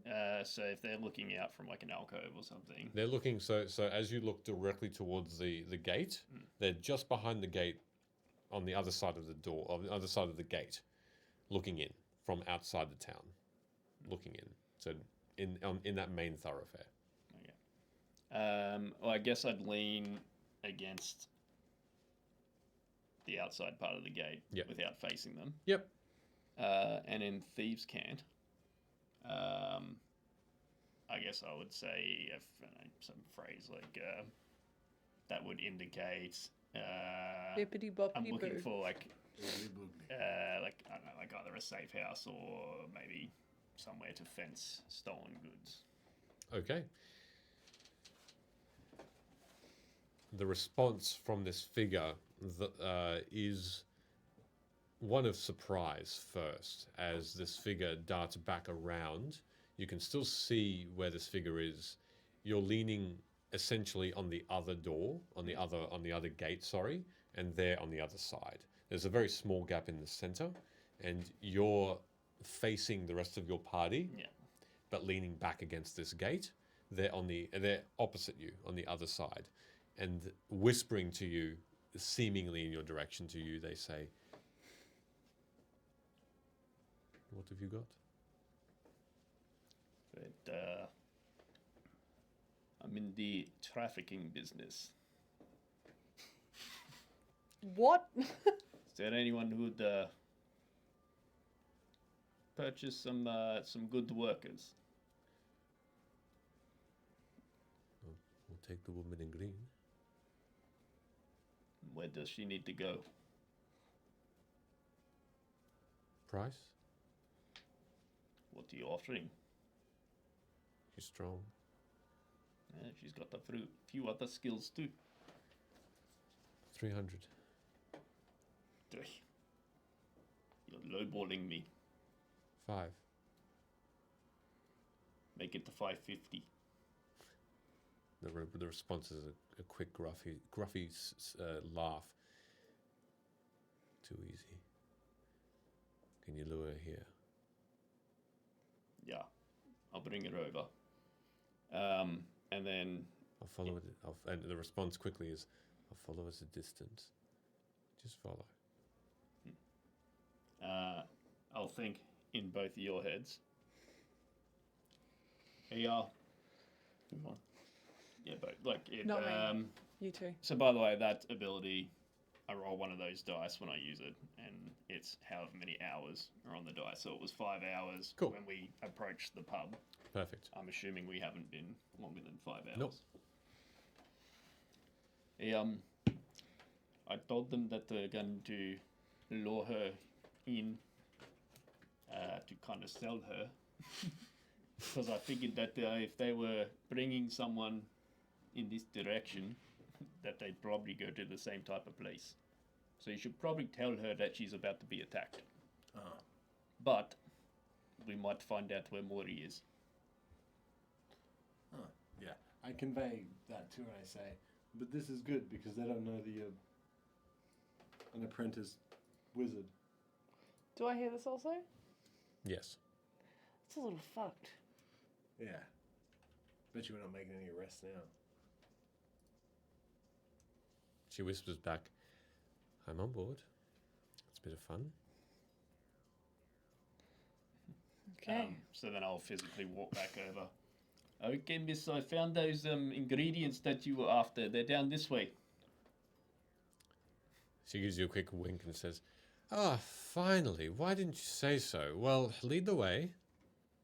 And then I'll lead through the gate and I guess follow at a distance if I notice old mate. You do. Is there anyone else doing anything else at the moment? When we're walking, do I see this guy following at a distance as well? You all see this figure in a cloak that is very similar to the one that you had seen in these thugs that were setting fire to the inn in front of you. Seemingly alone and walking barehanded as well. And we're walking down like these narrow alleys and whatnot, right? Well, now he leads you outside of the town. You seem to be now walking through the gate and starting to emerge on the other side of Vedica. Remind me, what are we going to do? She's going to get attacked, and what are we supposed to do? Grab this guy and ask a bunch of questions with our fists. Or with our manners. And you're okay with this? She whispers back with a smile. They won't know what hit them. They will. It'll be a fist. I guess if you're okay with it, then lead the way. And are we not going to spook this person off if myself and Ivor and Kalani are here as well? I assume he thinks we're all in on it. He's the one walking into a trap. Think in your heads. And look, I don't normally think these things through too much, but it was either do something and try find Mori, or the trail went cold. I might, I don't want to take the lead in regards to the group, but I'm just going to maybe just do a quick, I don't know if you want me to roll an investigation or something. I just wanted, is there anybody else that looks like, can we see his now newfound friend? You can all see the person in front of you. Yes, they're traveling at about 35 feet in front of you, back to you, though just the cloak is there. Is there anyone else that looks similar to him, or it looks similar to him, I guess. Make a perception check to see if you see anyone else around. I'd be probably doing the same thing. Sure. Yeah, I don't. 11? I'm too gobsmacked by the idea. I rolled a nat one. And that one. Yeah. Okay.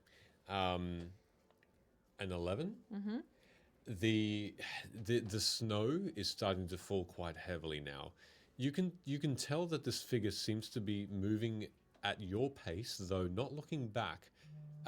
You realize you're keeping pace with this person as they don't go out of view but about anywhere beyond him is just now starting to look like a white wall of cloud of where snow falls.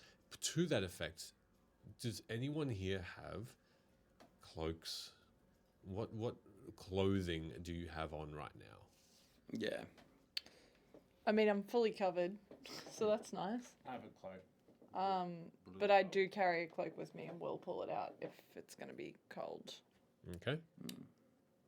I am wearing a dirty, distressed shirt and dirty, distressed pants, as if I've been sleeping rough in them for quite some time.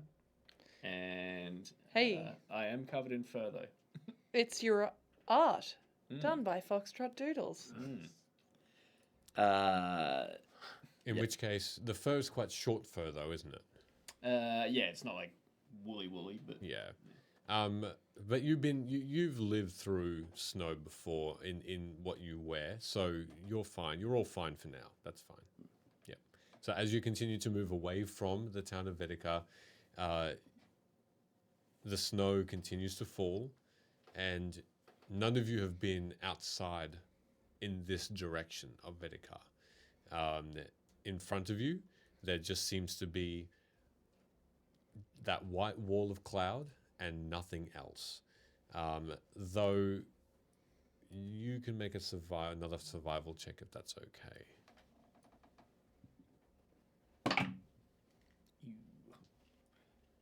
Gonna add a bit of a side bolster knack to that 8. Cool. 12. A 12? Okay. Just for your interest, if you were to continue to walk for a very long time directly southwest of Vedica, you would eventually hit Sire, the most recent and new country. But that would still take you a number of weeks to get there on foot.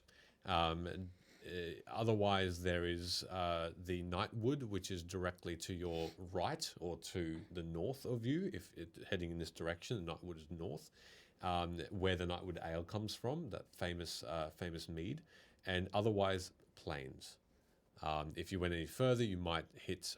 You'll just hit more plains, and there's just wilderness here. Thought you meant actual plane. So as you continue walking, and you follow this figure with Lila with you, we'll take a 10-minute break there. What comes from this? Now we're banned from ASMR. Oh, are we? Yeah, There's a redemption. that was a redemption. Oh, sorry. Apparently, that Apologies. Prometheus Hey. as well, of all people, banned. You. Oh, does that mean we can disregard it and betray him? Correct. Because he's goddamn butthole. Fuck you, Prometheus. Correct. What's the Oh, life no. is way cooler than you. Prometheus got to go. Goddamn Promethean. So while we understand what that episode's going to be, we'll be back in about 10 minutes, and don't go anywhere. We'll see what the conclusion is of this evening's episode. See you soon. Yeah. We're going to take the quickest 10-minute break. Oh! Roll the damage! I've waited this long! So I'm rolling the damage and not budging at all, so let's see what happens. Oh! Wrong one, another round? Oh, jeez. They're calling for a cliffhanger. Well, he'll roll it. And then Oh my god, stop rolling! Oh no.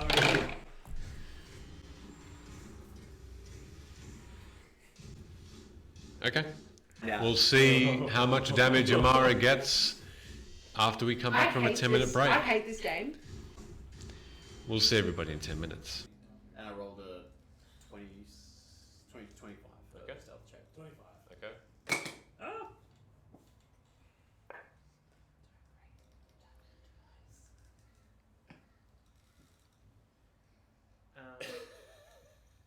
Hey, Oh, that's a bad laugh. that's bad. It's a bad laugh. That's a wheeze. Is that a That's nat an 20? evil wheeze. It's 18 for me. Is that a nat 20? So you all start walking 18. down. I'm just Yeah, gonna, hold on a second. just gonna leave my hands like this for a moment. Stop flexing your muscles. The GM is happy. It's all bad. As Amara starts to race towards Rook, you have just been handed the potion. And you saw Amara then just disappear. As you turned to attempt to uncork it and hand it to Osei, the battle's over. And with that swift motion, you look down, and the twitching has stopped. And in front of you, smoke coming out of the body of Osei, now still. Do I see this? Yeah. Thorum! Thorum, help her! I'm gonna walk on over and look down at her. How's she look? Is there any sign of life? Is Make a medicine check. How's she look? Dead. That's a nat 1. After the last question he asked, I pull into the rucksack from the back and present a cup. And I say to it, This is King Aerenal's personal possession. After 53 sessions, Michaela looks like he's gonna cry. You may if you want. Sorry, continue. For anyone who doesn't know, it's taken 53 sessions for Ben to know how to say King Aerenal. That is going on TikTok later. I was clapping because you had components ready. I'd be just trying to keep next to Rook, trying to grab his hand and Mm-hmm. just, hey, Dench, I thought you were Jose. I'll say something to you. What is it? Come here. What happened? You look really good right now. Thank you. No one's ever really taken notice, but now's not the time, I think. There's always a time for love.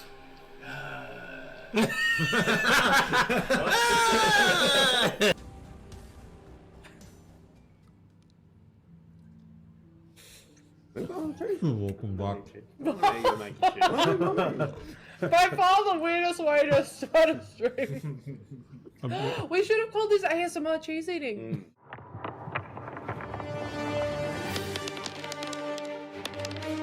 As you look upon this beast, wind buffer, the red scales, blind every eyes.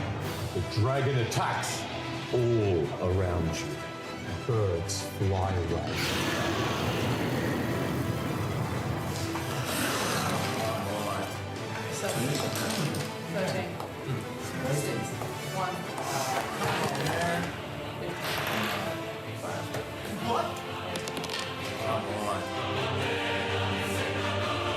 Make your attack.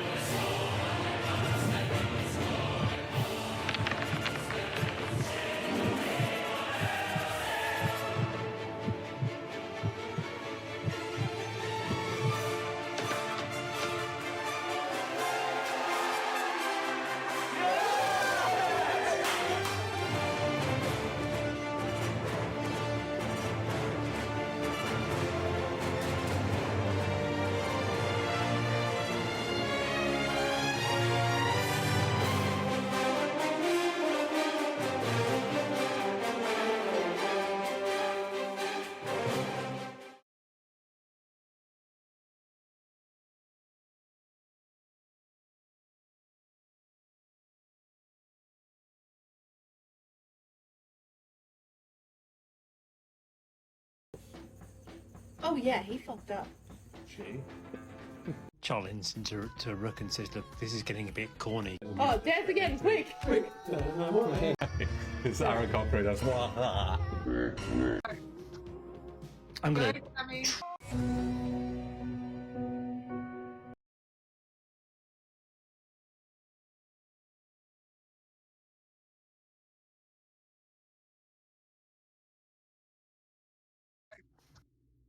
I'm gonna transform.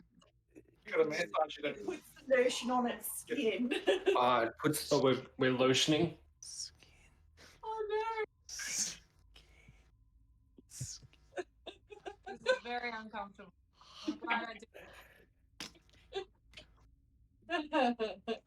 Shake off the excess. Shake it all off. That was wonderful. Very I nice have stuff. nightmares tonight. I'm not good with words.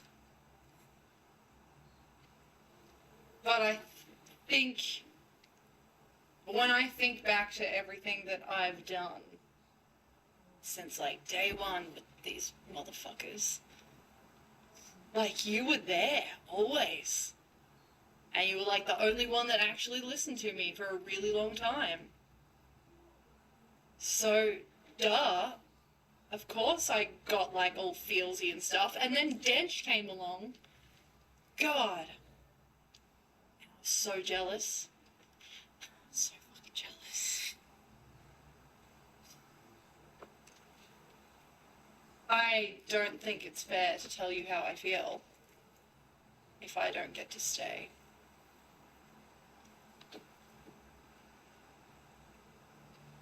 That would be cruel. But I think you know.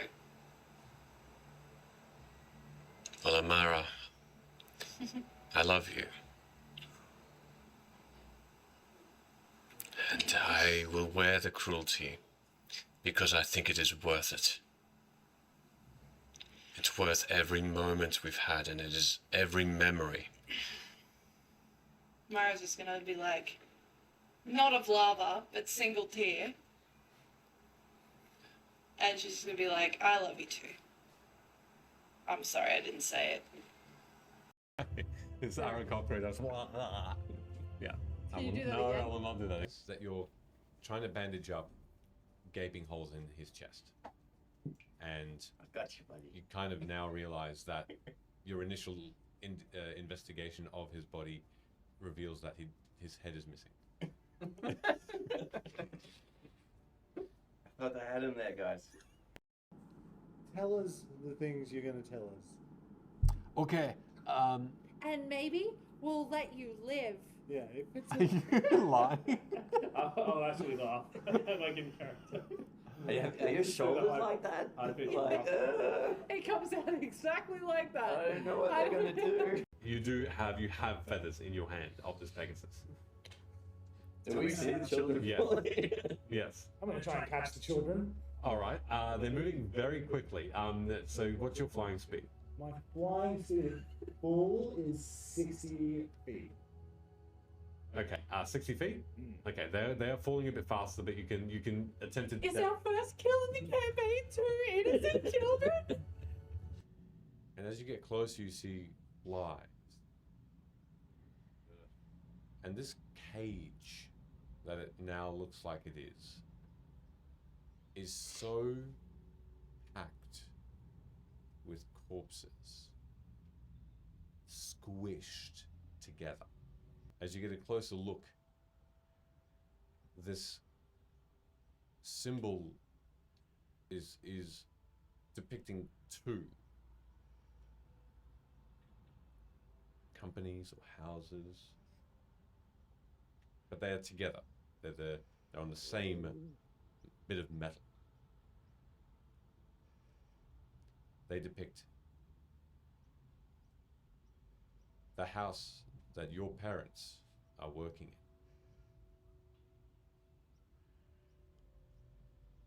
And they depict the symbol on the other side of House Tarot. Oh, fuck you. And we're gonna end that. And we're gonna end that tonight. And that's it. That's it, everybody.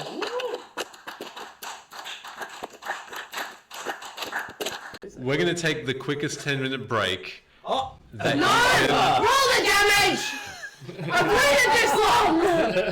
All right, I'm rolling the damage and not budging at all, so let's see what happens. Oh! Wrong another round? Oh, jeez. They're calling for a cliffhanger. Well, he'll roll it. And then Oh my god, stop rolling! Oh no.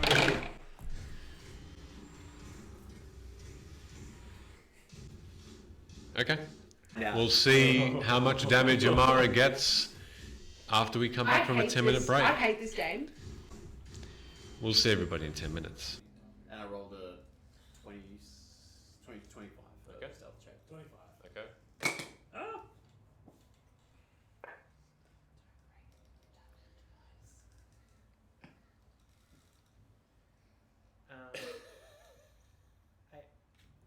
Oh, that's a bad laugh. That's bad. It's a bad laugh. It's a wheeze. Is that a That's an nat 20? evil wheeze. It's 18 for me. Is that a nat 20? So you all start walking 18. down. I'm just Yeah, gonna, hold on a second. just gonna leave my hands like this for a moment. Stop flexing your muscles. The GM is happy. It's all bad.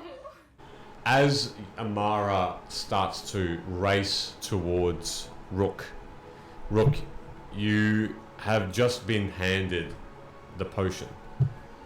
And you saw Amara then just disappear.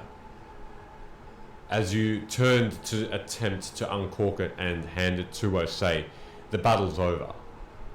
And with that swift motion, you look down, and the twitching has stopped. And in front of you, smoke coming out of the body of Osei, now still. Do I see this? Yeah. Thorum! Thorum, help her! I'm gonna walk on over and look down at her. How's she look? Is there any sign of life? Make a medicine check. How's she look? Dead. That's a nat 1. After the last question he asked, I pull into the rucksack from the back and present a cup. And I say to it, "This is King Mori the Aerenal's personal." Welcome back. Highbrow. What? How does that highbrow conversation we had to leave because You know, it's especially highbrow when it stops.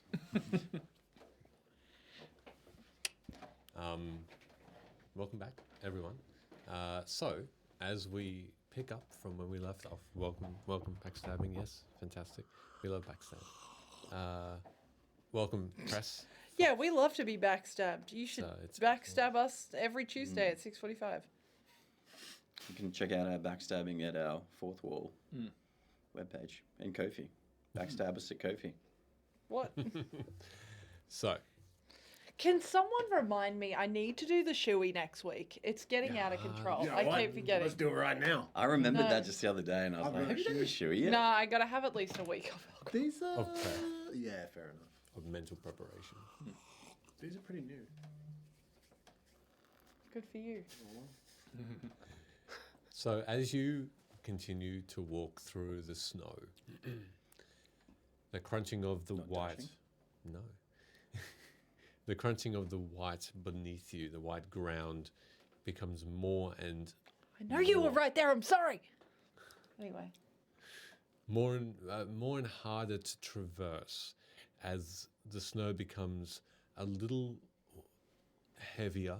A wind picks up, sending it not sideways, but on an angle that needs for you to lean in a little to your left to stop the billowing in the snow from settling into your cloaks and into your fur. Can I run and just check separately for anything hiding in the snow up in front of us? Make another perception check, yeah. Oh my god. It's a snowman. That is a 19. Good roll. As you peer into the darkness, your dwarven eyes see shrubs sticking out of the snow, an odd tree here and there. Oh, forgive me, that was actually a 17. Thank you. Sorry. That's all right. Thank you. Damn it, Sheldon. So I'm pretty sure I would have still seen the shrubs and trees. You really do. A shrubbery. That mound looks suspicious.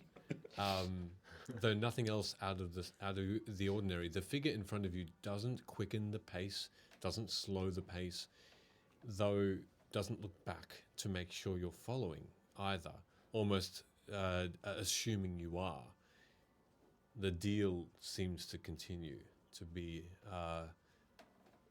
happening, and about another 20 minutes pass, and so the wall of white behind you rears itself so that you don't see the torches and the lights coming from Vedikar anymore. You're in a sheet and a scene of grey, black and white. Knowing the uncomfortable and sus position we've been put into, I'm going to keep my hand on my hand crossbow, like under my cloak, ready to draw it should I need to. Cool. As you continue walking, Lila stays for the most part quiet, though every now and again she whispers a number, 102. And then about 3 minutes later, 215. Who's this, Lila? Yeah. just saying this out loud. Enough that you can hear it, but quietly, just so that you can all hear it. Do I know what she's talking about?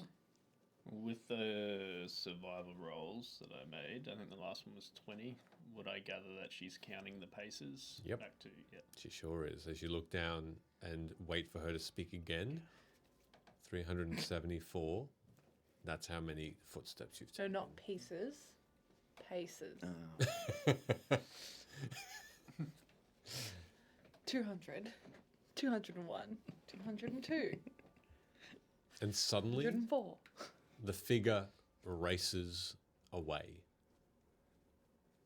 runs, and in but moments, How far up front is he?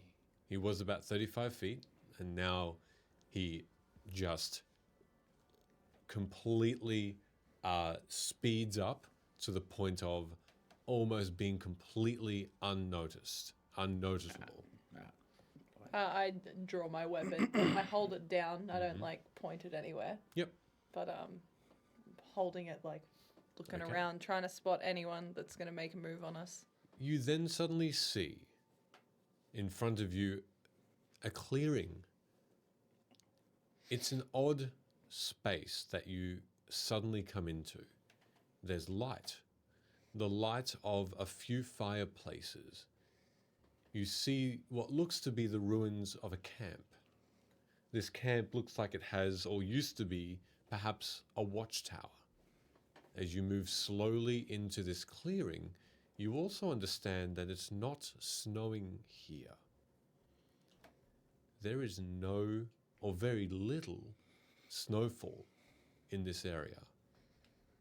As you look around this area, you notice that there are other figures, however. Mad. Can I hold an action? What would you like to hold as you move around this bend?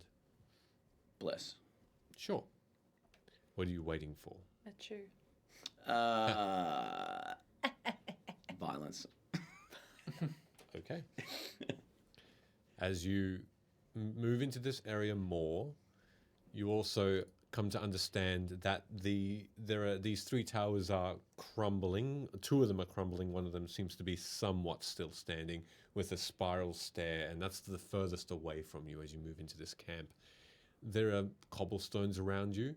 You notice that there are a couple of birds flying overhead, but this area generally is, at least was, a small watchtower camp. The other figures that you notice a little ways off as you move further into this warmth, and it is warmer, these fireplaces emanating light and heat. You notice more trees around you as well in this area too. Green, without this snowfall either. This clearing seems to be devoid of cold for some unknown reason. And as you look around back into the wilderness, it's still snowing. It's weird.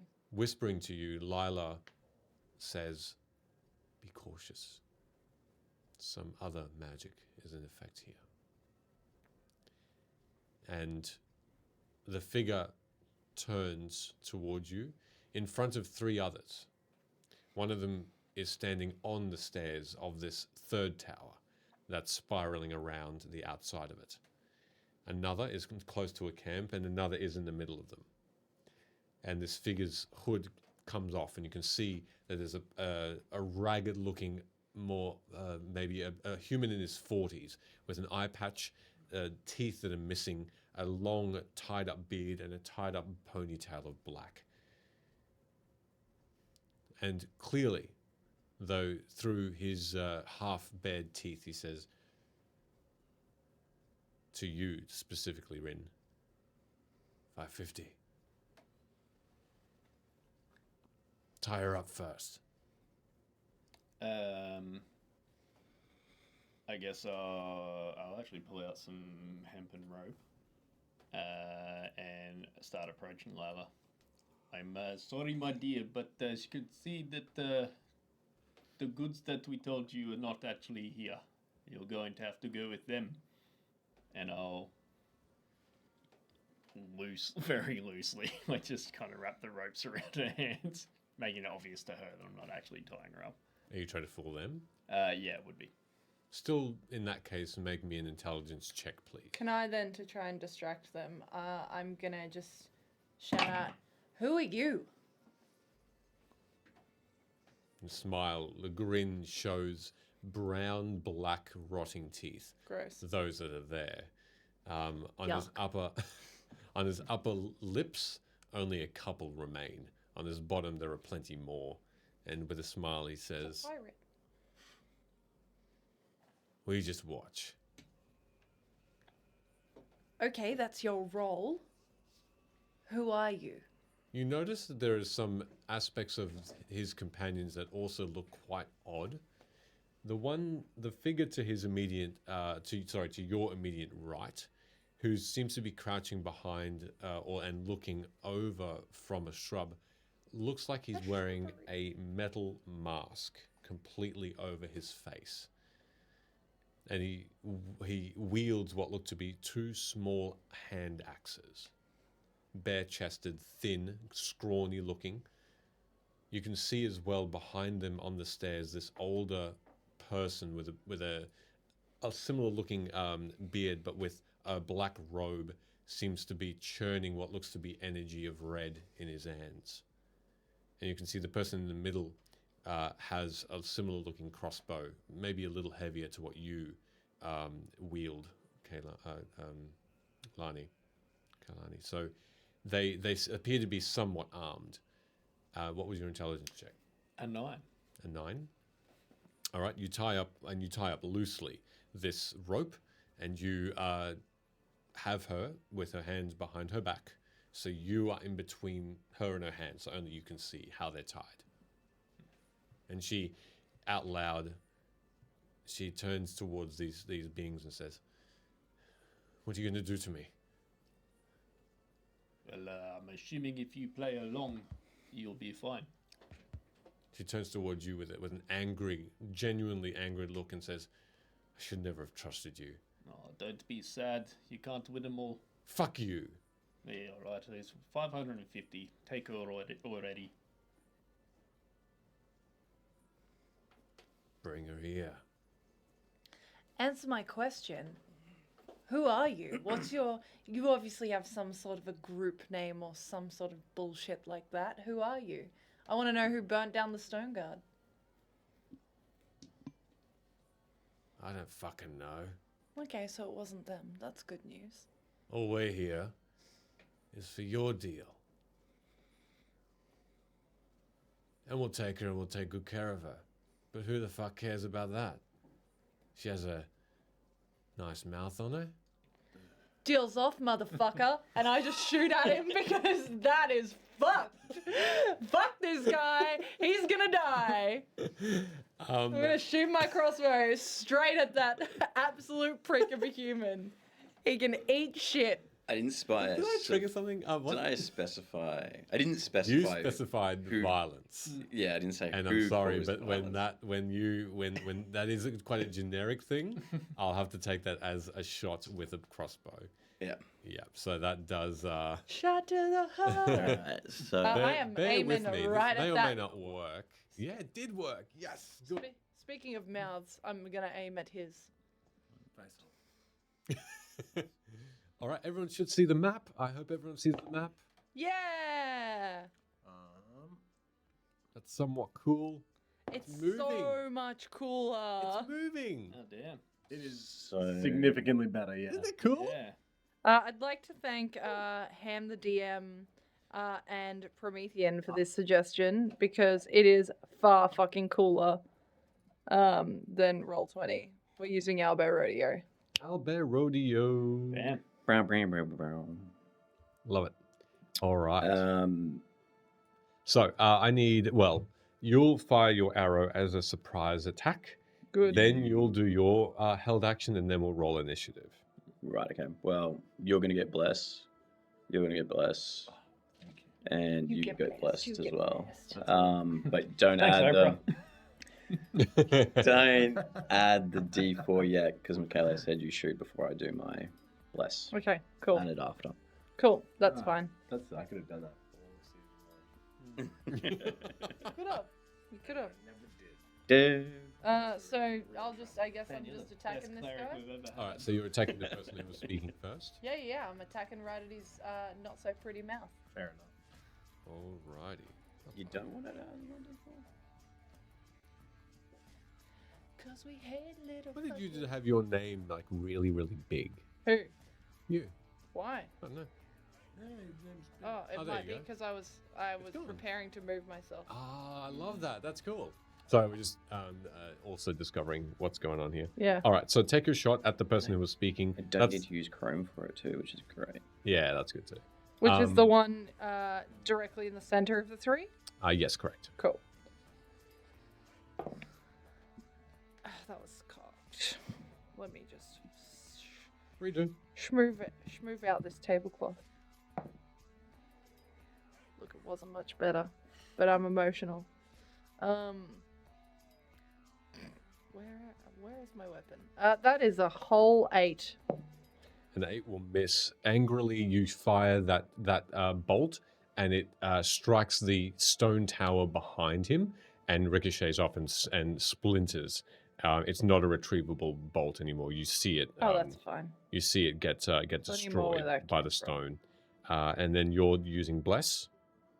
Bless, yeah. So I got these 3 with it. Hashtag blessed. Hashtag blessed. Luck blesses. Hashtag bless. Okay, and once that's done, I'll get everyone to roll initiative, please. Do I add blessed to initiative, or is that for an active for an attack? It's for attacks and saving throws. Yeah. Not 20. Nice. Oh, no, not as the cleric. Yeah. That's I'm so gonna go cute. first. 14. First fight as your characters, guys. No. Yeah, true. It is. Woo! Party wipe. TPK. Yeah, so he's within range. Sing it. Concentration. Bless. Yeah, I know. I couldn't believe it. I actually love the art. Wow. I'm not an actual idiot. Nice. 2 seconds while I personify this. And there, of course. Oops, daisy. Okay.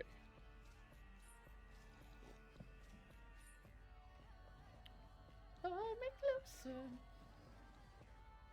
Except I'm Funny mouth guy. honestly, fuck that guy. Yeah, fuck that guy. Which guy? Mouth guy. Oh, the go right. Did you ever see the toothbrush ad with the dude, the mouse, and it goes like right back? You get a What? reach toothbrush. That's it, Flip yeah. top head. I don't know why. That's where my mouth went to. My mouth, That's my where you- mind went to. Animated 90s commercials for Reach toothbrush. I Yeah. don't know why that is such a vivid memory for me. Yeah, that's what I got. So, That had worked. Probably the subliminal message is flashing up. There you go. Oh, I've just get a flip top head or a reach was trying to do toothbrush, something and then good. The guys have the basically just go, so who got over 20? Yeah, I got natural 20 at 21. 21. let me back in. Sorry? Oh, sorry, yes. I kicked myself out. Fantastic. And Oh shit, actually. so 21? Correct? 21, sorry, yeah. you Sorry, okay? sorry. Correct. I'm reading my spells. That's okay. That's true. That's very true. So Locke is 21, and anyone over 15? 16. Nope. Also 16. Who got high dex? 2. 20. Damn. Well, plus Plus 5, right. So you go next, I expect you'd expect that. and then Ivor is after that, and then what did you get, Kailani? I assume you meant homie. What did I say? Nothing good. Oh, God. 14. 14. You're sweet. You just had a bit of a word muddle up. It's fine. You're a good boy. Can I just get a special K? No, these mics are too good.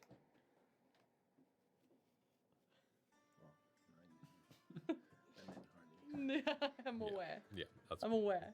all right. It's okay. Don't panic, please. So, It's gonna be okay. Someone's been kicked out. oh, who's got kicked out? Lock. Did I? Or maybe you. God, what have I done? What's this one? While I invite you back in, the person who was speaking who got shot at charges. 5, Good. 10, 15, can- 20, 25, 30. So he just gets to go to there. And he's got a heavy crossbow as well, which he takes out and he points directly at you, Lani. Yeah. He's going to take a shot at you. Eat me, bitch. So add 1d4 to your saving throws.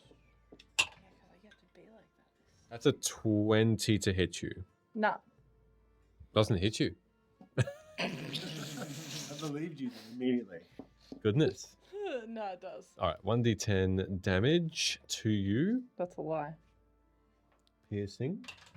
And that's good. Whoa, that's a 9. Oh. 9 piercing damage. I As don't the feel crossbow good. strikes you in the shoulder, and it's a heavy crossbow. The pressure is immense, and then the bleeding starts. Are you ripping it out? No. Okay, cool. Please make a medicine check to make sure you know that that's not the right way to go. So, now that that's done, he's going to stay where he is. Next is Locke. So I am going to I think you can move yourselves as well. Just make sure. Yeah, you Yeah. can. Awesome. up to 60 feet. So if I measure this correctly, the mage is about 55 feet away from me, which I'm assuming is the person with the Oh, it snaps in. glowing orb, which is mentioned on the tower steps. The one with the orb is on the stairs. Yes. Yeah. I will raise my warhammer and make a prayer to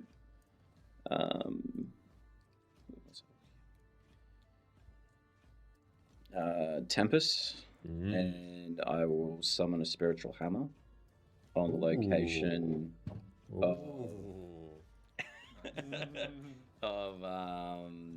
so that's up to 60 feet, just right next to the mage. Right. Okay. Just right next to the mage. Got it. Uh, What's this hammer look like? It'll actually look kind of close to my warhammer, so it'll be a large two-handed. Is it? Yeah. Okay. All right. For now, I can get the. Whatever's good, yeah. Mace hammer, whatever. Cool. Whatever Tempest feels like using today. Awesome. To bestow brain damage on mages. I don't know whether I can Wow. put this in, but that's okay. I'll just do this and this and this, and just bear with me while I put this in. Excellent. Excellent. Just for the purposes of this. Oh no. And this. There we go. You're good? Yeah, I'm still learning the interface. Oh, fair enough. Me too. All right. Hammer. Shouldn't need to sign in. You should There. just be able to. Boom. There it is. It doesn't So, say anything about its initiative order or Oh, anything like that. let's just assume it goes with your initiative then, or Yeah, okay. whether or not it attacks right away, I'm not sure. I don't know, you use this a lot. Can it attack Spiritual. straight away as soon as it's summoned? Yes, as long as it's within range. You can't move it when you summon it, though. You have to wait for your next turn To move it. Right, Cool. okay. So yeah, let's assume you can. You can make an attack. In which case, yeah, I will make an attack against the mage. Mm-hmm. I don't think I add any proficiencies to it. No add-ons to your attack. Roll. You can make a melee attack against a creature within 5 feet of the weapon. On a hit, the target takes force damage. It doesn't say about adding a proficiency to it. It just says on you can make a melee. Cast a spell. You can make a melee spell attack against. Yep, makes sense. Just a normal attack then. Yeah. Oh, it's a 12. It's a 12. Yeah. A 12 misses. You see it. Actually, sorry. Bear with me. A 12 misses. It it hits metal on metal. You hear a ching as you turn to look, and this magic user seems to have chainmail underneath his robe. And it's just the Whoa. one attack, yeah? Yeah, so that would be that. That's actually a bonus action for me to cast that spell. Correct. Hey. In which case, I will. You had an entire action, sir. Yeah, I will charge up to our friend who just got the crossbow bolt. Mm-hmm. And Give him a headbutt. Do you want to move it, your character? If I can. If you can. If not, I can move it. I'll maybe let you just to speed things up. I like to move it. So yeah, I'll like just to charge up. move it. And in a big sweeping attack, I will try to hit him with my warhammer. Go for it. Hot. Which is a 16. Do we lose bless? Because of spiritual weapon? No, that's not a concentration spell. So, as you as you sweep around and try and strike this thug, he just in the nick of time pulls has his crossbow still in his hand, and he takes the crossbow. The force of your attack with his crossbow, the crossbow shatters, and he just the force of it causes him to drop the crossbow as well. But that ricochets the attack, and he doesn't take any damage. He has just dropped his weapon, has he? He has, but he does have on his back his own axe. I just found it. It does have a spiritual weapon. Does have a plus. It's +5. It's your spell attack modifier according to press F. Yeah, that's what I've just read here. Okay, that's fine. What was the original roll? Press F is the hero we didn't know 12 we needed. Yep. That hits. That hits. Do So- you want me to? Yes, you can. Okay. No, this is good. This is good practice. I'll be. This is our first combat as these That's characters, right. guys. I'm letting you. I'm definitely letting you do this. And that is 10 force damage. 10 for. Way. Okay. Oh no. Oh wait, that's that. Of course. Shibba-dibba-did-doo. So 10 force damage on there will. Oh yeah, okay.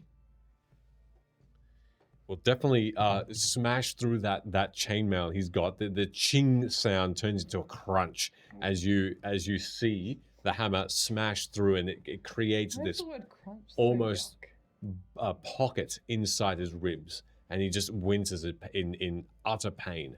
But you still miss with your own attack.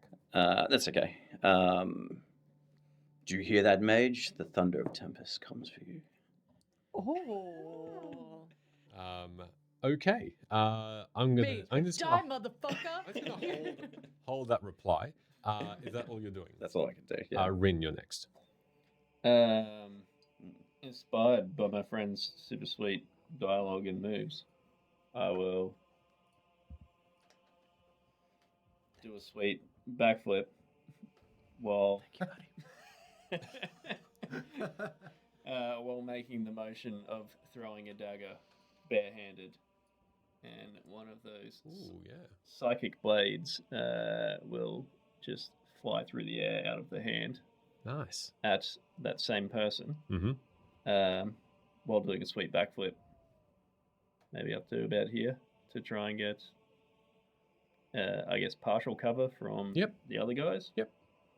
And with the sweet bless that the inspiring lock you will has given, that will be a 22 to hit. That blade strikes its mark. Ooh, and having been within 5 meters of an ally who is not down, my first ever sneak attack. Hey. So you attack then move, did you? It was just for flavour. Oh, sorry, because little he is backflip within 5. Sure. to be Perfect. cool, and then I walk backwards. He's 10 feet. Sorry, I thought you meant you were within 5 feet. So no, your ally was in 5. I see. was only, I think, 5 feet away from where I ended up. Got it. So that is 11 plus.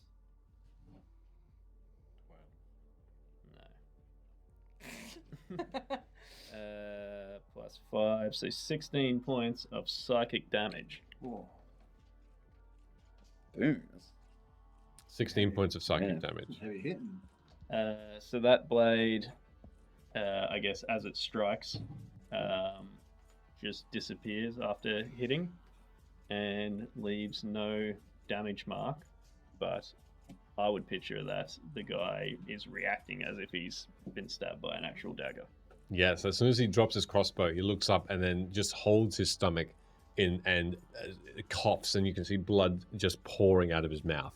And then he wipes that up and just tries to steal himself again. Anything else you're doing? So just for your knowledge, specifically the psychic blades don't actually leave a mark or any identifying feature that they've been attacked. Lovely. Okay. And then bonus action. Mm-hmm. I fling another fake blade at them. Cool. Which would be 8, 9, 10, 11 plus, I believe, 7. 18 to hit. 18 hits. And I think the bonus action one actually does a little bit less damage. Yep. Ooh. 9 points of psychic damage. 9 points of psychic, okay. And he holds his head as he's holding his stomach and just is again reeling and just... it just completely is engulfed with pain from somewhere. 9 points. Okay. And that would be my turn. It's your turn. Complete. Ivor, you're next. I'm looking at the two that have yet to take any damage and just kind of standing back. One's loaded up with a crossbow, and the other one's a metal mask guy. Yes. Of the two of them, which looks the most flammable? The person with the two hand axes doesn't seem to have any shirt on. He's bare skinned on his shirt. Nothing flammable there. The metal, there are fire spells that could heat that metal up, but really the person with the crossbow seems to be a little more flammable with the wooden crossbow in his hand. The leathers he's got on, he's probably So you see Ivor reaching his hand up, about to hit that spellcaster, but then you drop that sick line. He's like, well, I guess I can't now. And so I'll fire off just my firebolt cantrip at Evil Aragon over there. Evil Aragon. What's the range? Oh, that's a long range. 60 feet. Yeah, perfect. That hits. Yeah, no, that reaches. Don't worry about it though, unless a 9 hits. It doesn't. Okay. The firebolt is just misses and goes in between the two. Can you add your 1d4 to that? I did. Matter. Oh, okay. Yeah, it was so that's bad. it spent. Let that be a warning to you. I'm just a postman. You just hear this this cackle from those two specifically. Did you want to move anywhere, or that's what you're doing? Yeah, I will move. Here. I'm a spellcaster. Amazing. Lani, you see Ivor miss with this fiery heat from his hands, and then goes behind you and I'm like you holding for protection. this crossbow bolt as you're hiding behind me. I'm like, Yeah. Just keep doing what you're doing. I assume it's my turn. It is. I was gonna move, and now I feel like I can't. No, I'm moving. Fuck you. Yeah, I'm gonna move. I'm just gonna look at you like. Good luck. And then I'm gonna move 5, 10, 15 feet. Basically where you were. Right. I'm gonna spit out my own like mouthful of blood. And then I'm gonna fire another crossbow bolt at this stupid motherfucker. Mm-hmm. Which one specifically? At the one that The fired at ugly you? mouth. Okay, sure. Ugly mouth. Yeah, which one was the one who was the talking? Ugly mouth. The one that's directly in front of you. Shoot me in the head. 15. Misses. You're fucking right. Really? Misses That's you. Crazy. You were firing with your crossbow. Yeah. Yeah, no, misses. He doesn't have any weapons in his hands, and he just moves to the side. Throw my quickly. net at him. No. I do have a net. For some reason, I have a net. I look back down at this crossbow bolt and feel like this might be the reason that I'm shooting so poorly. Then I remember how this is definitely not the worst situation I've ever been in. And I use second wind to take a moment to heal myself back up. Excellent. Very good. As the wound starts to heal, Yeah, cool. is that all you're doing? That is my action and bonus action. Okay. I look pretty good. All right. Lila is next. And she is going to... These dice can eat it right now. Let me see what she's going to do. Get the Tammy dice out. Go, Tammy dice. She's going to move forward. 5, 5, 10, 15, 20. She's going to go... that was to there. She can only move to there or there. What is that so- noise? What? I believe someone walking. That's right. Yeah. Yeah, I think it's upstairs. it is. Yeah. Is it? Yeah. Hmm. Let me see. Fair enough. God, crazy. Nighttime visitor out the window. What are you guys doing? Oh god. Don't joke about that shit. That's scary. No, that's fucking terrifying. She holds her hand out and she aims for the speaker as well, the thug without teeth, and she just spits at him as she says, You can't guard against this. And as you watch, there are 3 spindly white pieces of energy that emit from her hand and spin as arrows and shoot straight at him, hitting him 3 times. And these will do. Do they look like We've all been playing Baldur's Gate. What's that? Do they look like needles? Yes, they do. You fucking killed that. What's Baldur's Gate?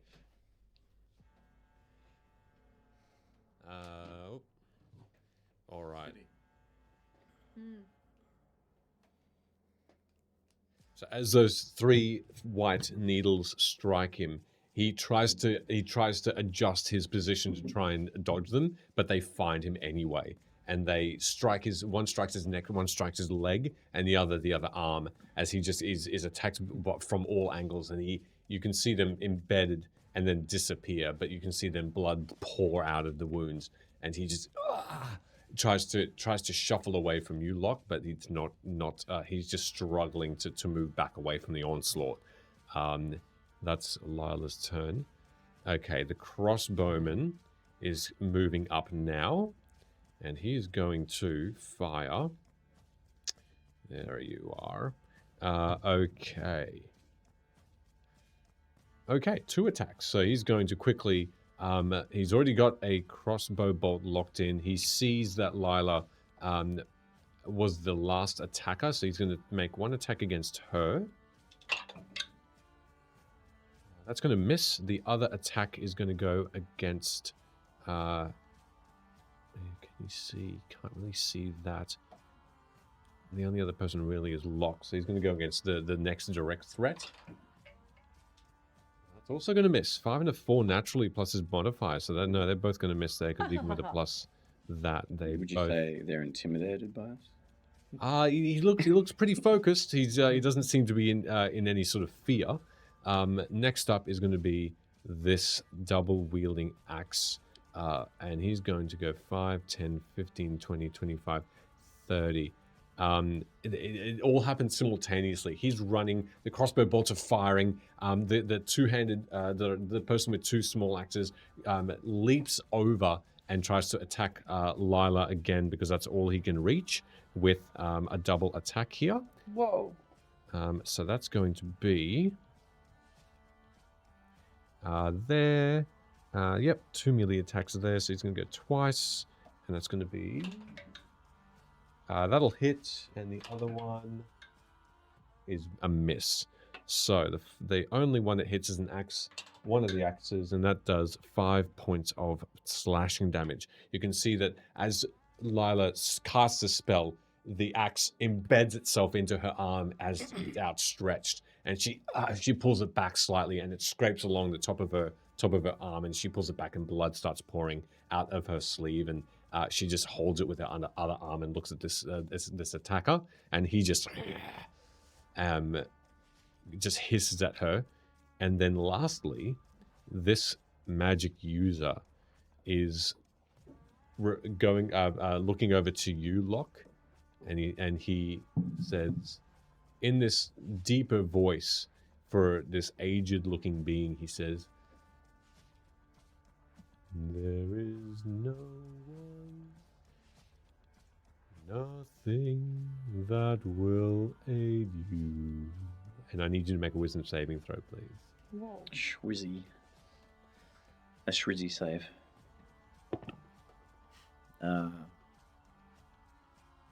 24.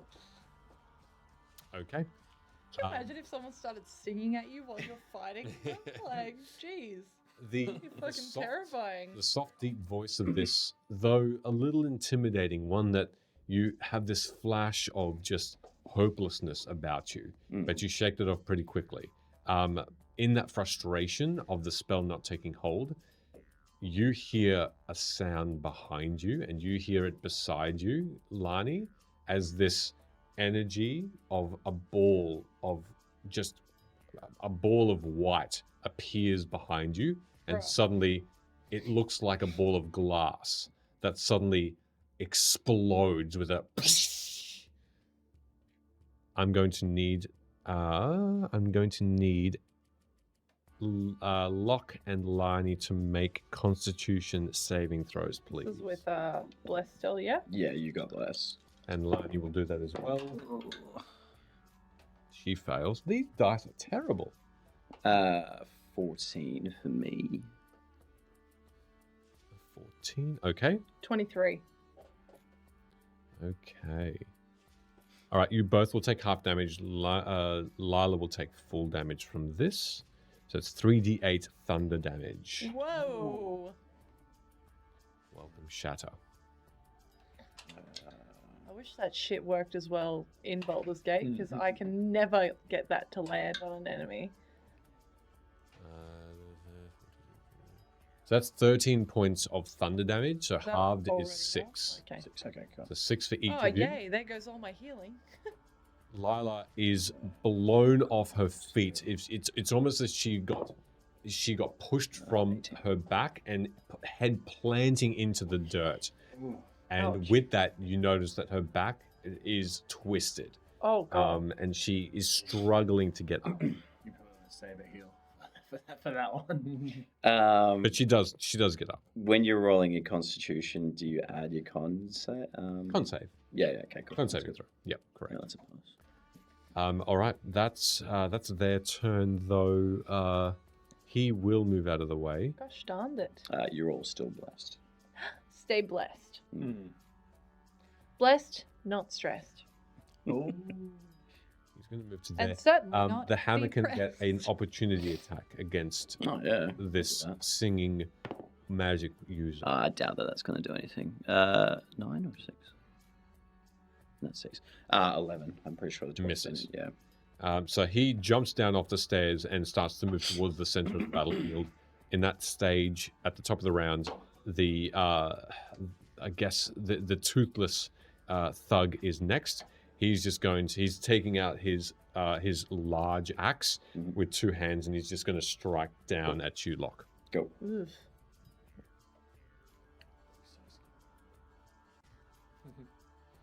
So that's going to be Reaction, counter, axe.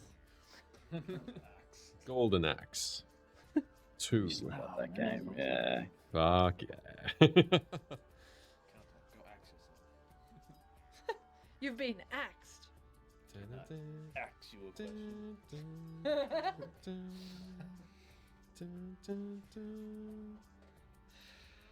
Bear with me while I check on something quickly. Good boy, Sheldon. Good boy. I learned Okay. So that is an attack against you, Locke.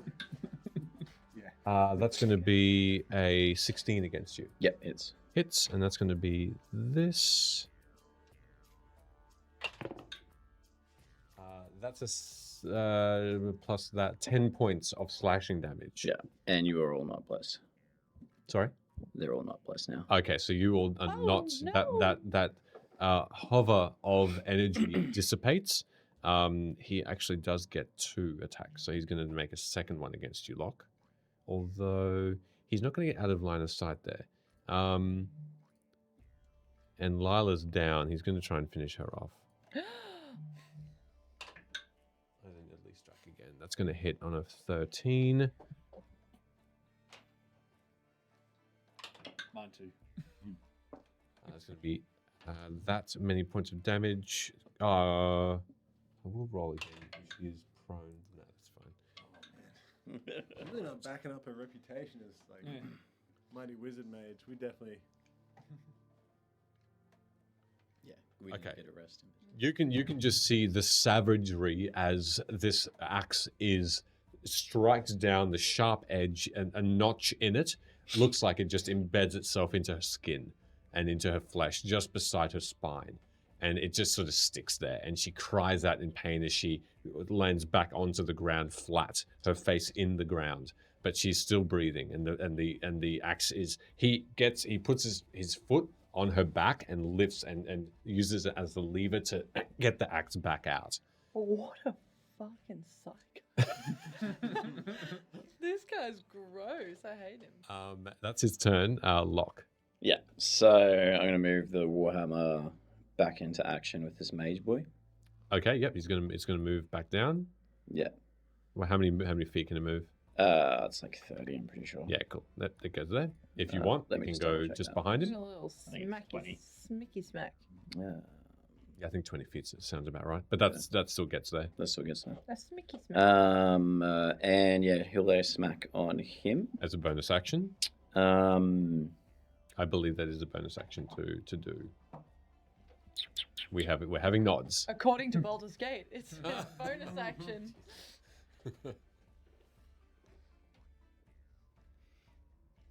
I'm gonna have to now. Yeah. So You can negate that if you want to do something different. Your bonus action. how bad is our new friend looking? Lila has a gaping axe wound in her back, Yeah. and she's on the ground. She's prone, and she just cried out in pain. You think she's the least healthy out of your lot, She right? don't look Yeah. good. She's face down in the dirt. I might have to take that back then. Yeah, that's fine. So Just, the axe stays there. Yeah. I think the movement isn't part of the Yeah. bonus action. Yeah, I think you can can move move it. it. It's You the can- attack. It's yeah. the attack. We'll leave that there then. Cool. Because I think spiritual weapons get opportunity attack. Yeah, they do, which is what happened. Yeah. No, I'm just just saying for like Yeah. strategy wise. Yeah. Am I in a flanking position? No, behind. Oh no, I think we've talked about this. Yeah. Sorry, let's just say. No, but she is prone, so no, Yeah. not right now. I hate that I'm the only front line person. Bruh. Essential worker. Lock. Healthcare. Yeah, well, I'm not going to be able to make it to her then. Yeah, bonus action against the mage then. Okay, sure. So that'll be a 16. 16 hits. Like 10 feet away. Why can't you make it to her? Because of reasons. 8 points of damage. Sorry, that was genuine curiosity. That 8 points of damage. Yeah. questioning. And I'm also the only healer and I'm almost dead. No, that's fine. I was just genuinely curious. All right. You can see that the hammer strikes at the back of the head of this singing magic user, and he growls in pain. As you can see, blood start pouring from the back of his head. A wound. His skull looks like it's slightly embedded, but he still seems to be upright. And then, yeah, I'll just move 5 feet and cure wounds on our new friend. Okay. 5 feet down.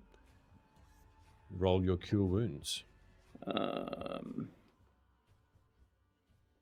That is an 8. 8. All right, thank you. Pretty good. You can see the wound on her back is completely healed over, though she's still suffering from the arm wound that she got from the axe, but she's starting to stand up. Yeah. Okay. Cool. That's all. And she looks up and she's got like this half muddy, snow-covered face, and she says, "Thanks." And you might have to pay us back as I start bleeding from my face. That's all you're doing? Yeah, that's all I can do. All right, Ren, Thank you're you. up. Given that old mate's hacking into my friends, and he is within 5 feet of someone. Oh, we're friends. Are you my friend? I'll go for another attack on the guy directly engaged with Locke, which will probably miss for a 12. It misses. Yeah, this time that purplish dagger just floats on past him and then dissipates. And I guess I will quickly sprint 5, 10, 15 and kind of do a little You're inside that ruined tower. power now. slide on the ground and Mhm. duck behind there. Yep. And bonus action hide. Go for it. If, Hide check. Oh, it's stealth check. Stealth check. Make sure you wear knee pads when you power slide. I built up calluses. Stealth. Jeez. How'd you do that? That was the joke. Yeah. I'm surprised myself with this one as a level 3 character. That's a +9 for a 26. Boom. Level 3, aren't you? Yep. Cool. Yep. Okay. Hey, I haven't hit anything yet, so it's going to be okay. Fair. All right. So with that, you very, very quietly go into this tower, and everyone else looks very preoccupied. You're quite sure that you haven't been seen going into here. That's it. Action bonus action, yeah. Eyeball. So I'm right in thinking the 15-foot cube is 3 squares across and 3 squares tall, right? For just generally. Yeah, for like the spell says it within a 15-foot cube. Yes, correct. That's right. Okay, so I'm gonna use. And it's the area of that. Yeah. Not an actual idiot. I'm gonna send a firebolt. off it. That's right. Let's shoot Because a I'm fire- not an actual idiot. I'm gonna shoot a firebolt at Lani. No, I'm gonna use. So first, as a bonus action, I'm gonna cast Expeditious Retreat, Ooh. and then the wording of that spell says. The spell allows you to move at an incredible pace when you cast a spell and then as a bonus action. So does that mean I can still take the dash action as I cast it, or do I need to wait until another turn to do that? As it says, as though it's a bonus action. The spell allows you to move at an incredible pace. When you cast this spell and then as a bonus action on each of your turns until the spell ends, you can take the dash action. What is that? A bonus action to cast that spell? Yes. Yeah. So you've kind of used Yeah, bonus you- action yeah, to okay, cast it. after. Yeah, yeah. Okay. Perfect. Nice. Good pickup. Learning your characters in session Just 4. because I played a ranger. That's right. Yeah. It's season 1. All right. So you're still casting a spell or doing something different? In this Can I campaign? do something? Yes. You can do Different. something. 6. I will.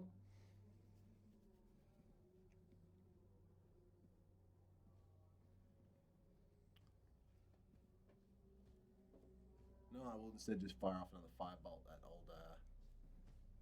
Is Lila still prone? Yeah, for the purposes of her turn, yes, she is. Perfect. And just straight over the top of her. Mm-hmm. I'll fire up a firebolt to hit Robin Hood over there. Okay.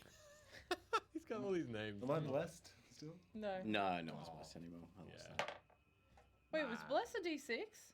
D4. D4. Oh, I picked up. I rolled a d4 before. That's lucky. No, I was more like, fuck. Did I ruin my own chances? No. No, unless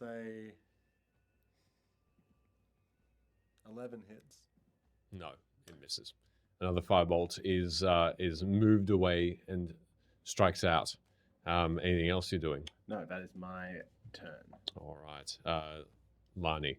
Okay, first thing I'm going to do is move. So 5, 10, 15, 20, 25, 30. Mm-hmm. And then I'm going to aim at Ugly Mouth again with my hand crossbow and hope that for once I can shoot. Do you get advantage on that? Why would I get advantage? Still prone. Lila's still prone. So no. From me? Oh, I see. I'm not on the opposite side though. Like I'm way over in the bushes. Okay, sounds good. I think that's for like melee attacks. Yeah, let's call it melee. Yeah. But like got another person within 5 feet. Yeah. That is an 18 to hit this Hits. time. Nice. Yes. Eat shit. No, I don't say that. That's only 4 points of damage. 4 points of damage. Okay.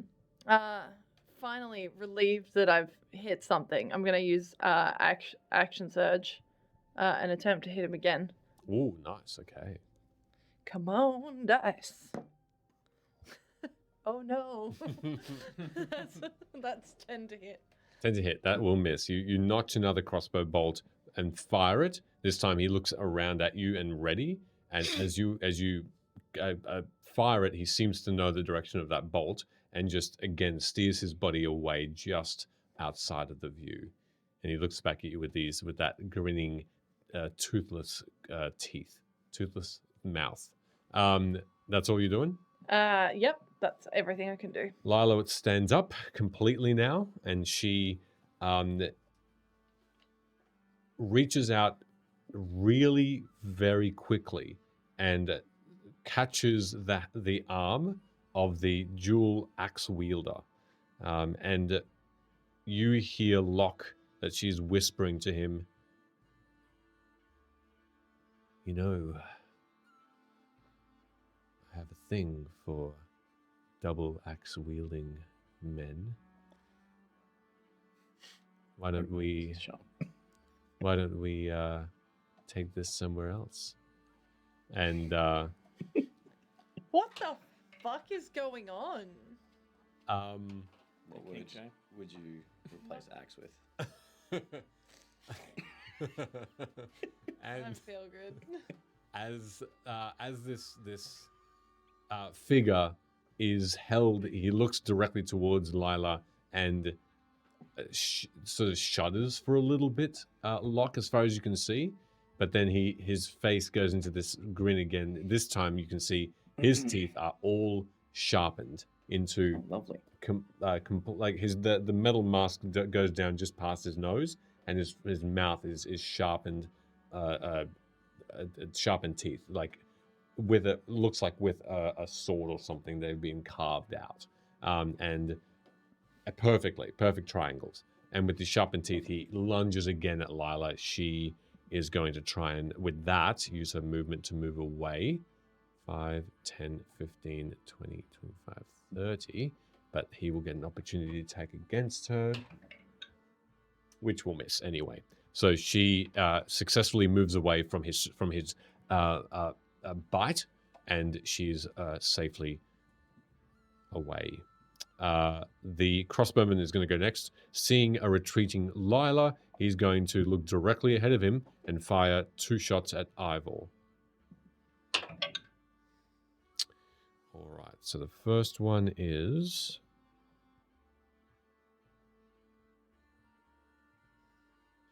a 15. Hey, I don't think it was clear. I was clear earlier. I still wanted to cast the Expeditious Retreat. Just stay where I am. Okay, that makes sense. The fireball cantrip, which I can do because it's a cantrip. Right, good to know. Thank you very much. No, I get that. Yes, that makes more sense now. It's just like, okay. Perfect. Thank you. So that it's prepared for the next turn. I see what you want to do. Love it. Thanks for clarifying. That was a 15 to hit you with the first bolt. That well hits me. That well hits you? Okay. Then, maybe it doesn't matter where I want to move. as a bonus action with that as well, blah, blah, blah, blah, blah. Yep, okay. So this is going to do this amount of damage, basically. That's from your dice. Rare. 10 points of piercing damage. Oh. No, 14 points of piercing damage. Sorry. As that first bolt is essentially, you see it coming towards you straight on, and you seem to not be able to move as it just strikes you straight in the sternum, embedding itself halfway in. The second attack, as he notches his bolt, is a natural 20. All right, maybe this dice isn't as bad as I thought. Remember me? Deliver my mail. That is a 4 points of piercing damage. Huh. So that was a terrible roll. So that. I'm dying. You have a cough. Okay, I'm good. Where's that second bolt? Directly next to it as well, same sort of area. So you have two here. Blood pouring out. I'm so very injured.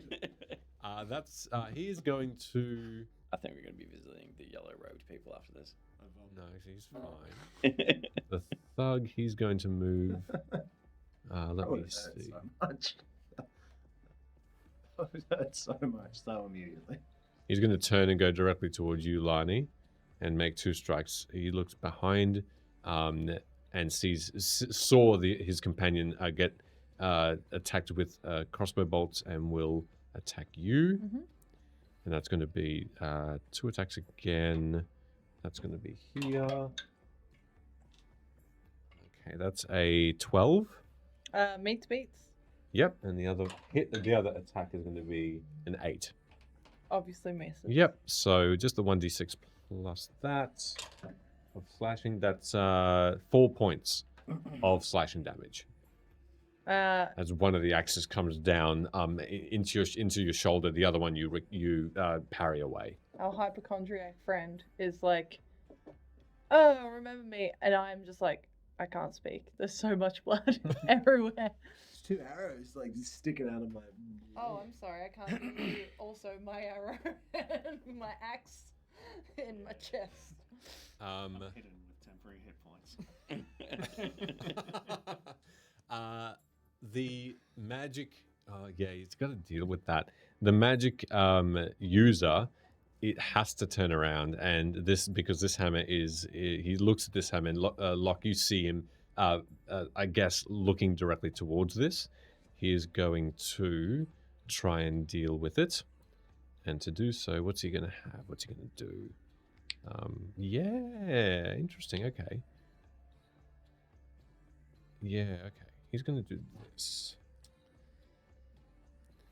So you hear this shout, this almost yell, but with so much force that you wince, and you all wince and take a I guess almost a knockback from this energy that comes from his face. And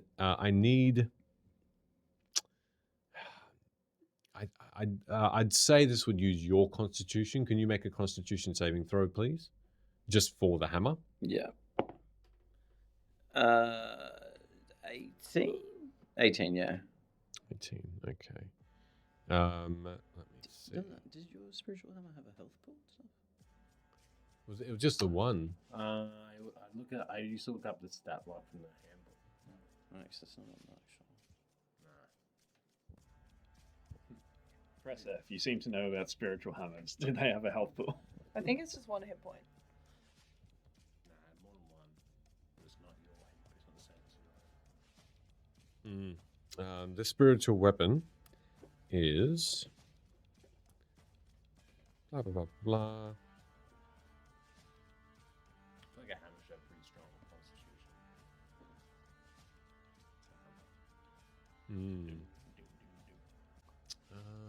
Let me see. I mean, we'll do whatever you want. We can look at this later. Yeah. Spiritual weapon. Or an AC or something. Yes, okay. I think it's like a divided by 5 type of thing. 2 seconds. Yeah, okay.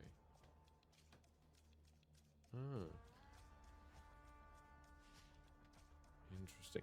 Yeah, there's a couple of different things. For the purposes of this, I don't think it'll have you the same HP as you. Yeah. So let's do like a divided by 5 type of thing, just for the purpose, like just so it doesn't have maybe 1, but it has like something. 27 divided by 5. So it'll be what? Hey, trolls, 5? meet and welcome. Yeah, 5. I got an 18 on whatever you're trying to figure out there. An 18 for the so it'll take half damage from this. Yeah. So it's still going to be something. So with that in mind, I'll go back to assuming it's 5, and then we'll figure this out. And it will do this wave of sound just strikes it in such a way that it doesn't impact his ally, and it's going to do 3d8 damage. And, sorry, 2d8 halved. So Probably be dead anyway. there's a chance he'll live, but we'll see.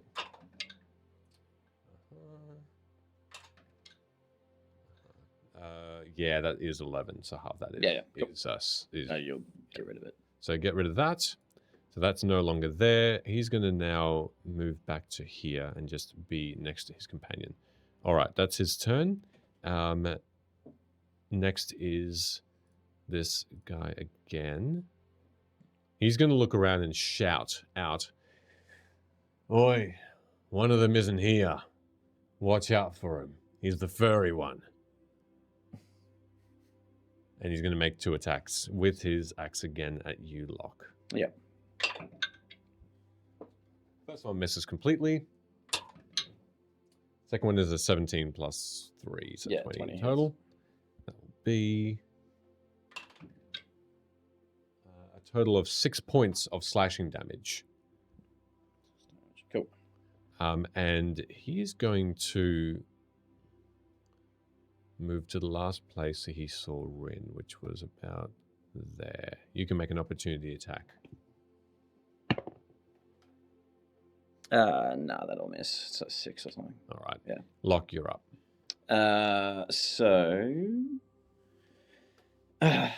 All I can do is... Wait, he's moved, hasn't he? He has.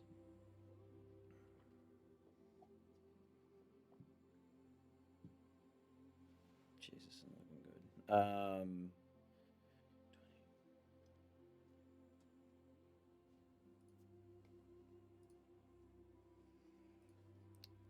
I'm going to move in a flanking position with Lani against the 2-sworded person. Okay. And as I do that, I look at our spellcasting friend and... Sorry, you want to go behind? Yeah, if that's in cool. a flanking position. Yep. And I will cast Toll of the Dead. Can he make a wisdom saving throw? Sure can. Wisdom. Can it be below 13, please? Wisdom. Okay, so I know the bonus. It's a 9 with his bonus. Beautiful. All right, so... And he's already taken damage, yeah? Yes, from... yes, he has, definitely. So mace. That will go from a 1d8 to 1d12. Ooh. His time is That's 9. a 2. 2 points of damage. 2 points of damage. All right, there you go. Sheldon. There it is. So that wasn't so successful. But Okay, you all hear this soft ding in the air. And I guess I still have a bonus action.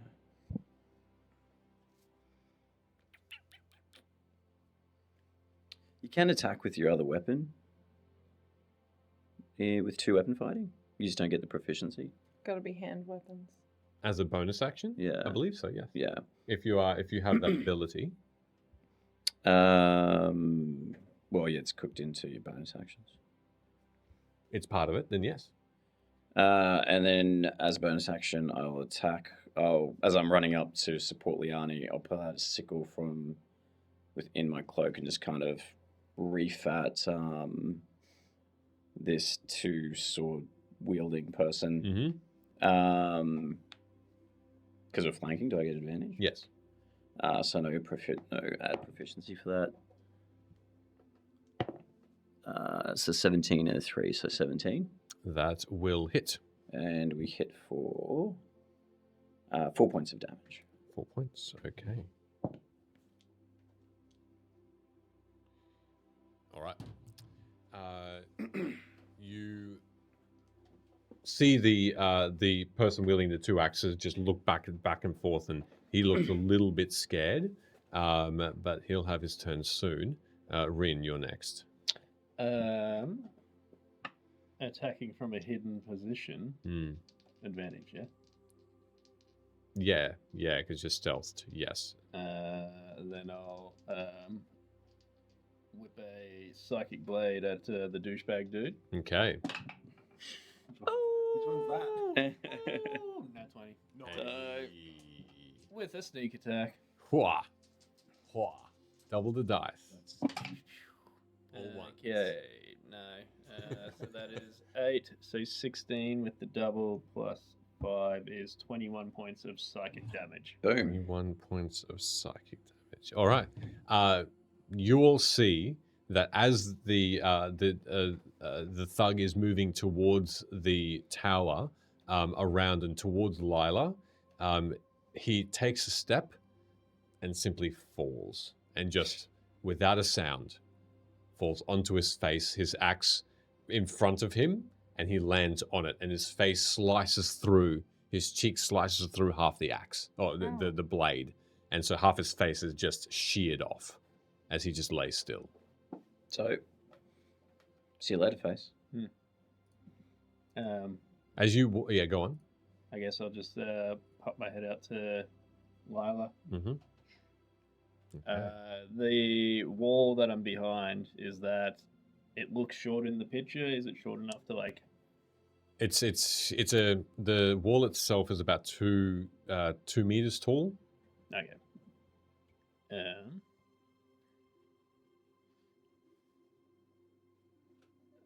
don't know about sneaking and hiding, but I guess to not have to jump the wall would be Acrobatics. 5, 10, 15, 20, 25, 30. Is that another brick wallish thing that runs along there? No, that's just shrubbery. So that's just ruin. So you can move over that easily. Yeah, I was kind of looking to see if there was another hiding spot. Oh, yes. It kind of looks like a broken brick wall. Yeah, you could go 5 feet upward, and that would put you into a hiding position. Cool. Oh my god, you're resizing. Resizing and not moving. I can help you with that. Cool. I want to go 5 foot up and not be shrinky. He's going to help you resize. Like that. Fluff me up. Cool. And then I guess as the bonus action, attempt to hide again. Mm-hmm. Or stay hidden with that movement, whatever works.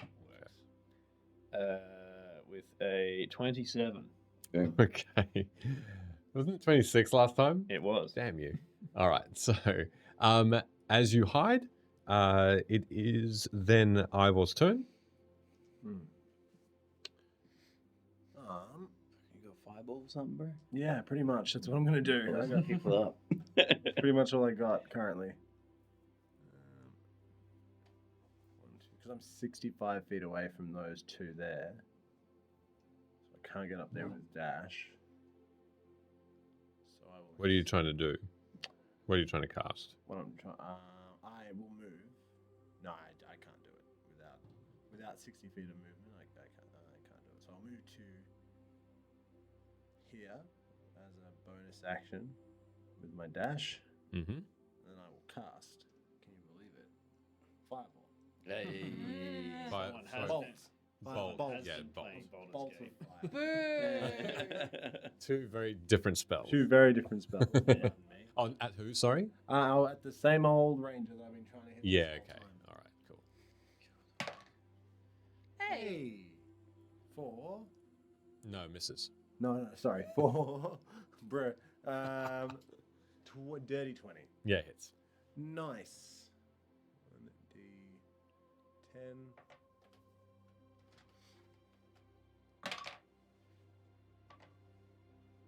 Nice. 1. Yeah, it does 1 damage. Oh no. Okay. Eat it. So, you. Did someone flick me? Ashed on you. I continue bleeding. Yeah. As you watch, the bolt hits, but just glances off the neck of this ranger, who just looks at it and just gives you this look of this confused look of I don't know what you just did. I don't think I can see him. That's all you're doing? That's all I'm doing. All right, Lani. Action economy wise, to stow this hand crossbow and pull out some diggy daggies. If you're trying to do both, Like just swap my weapons.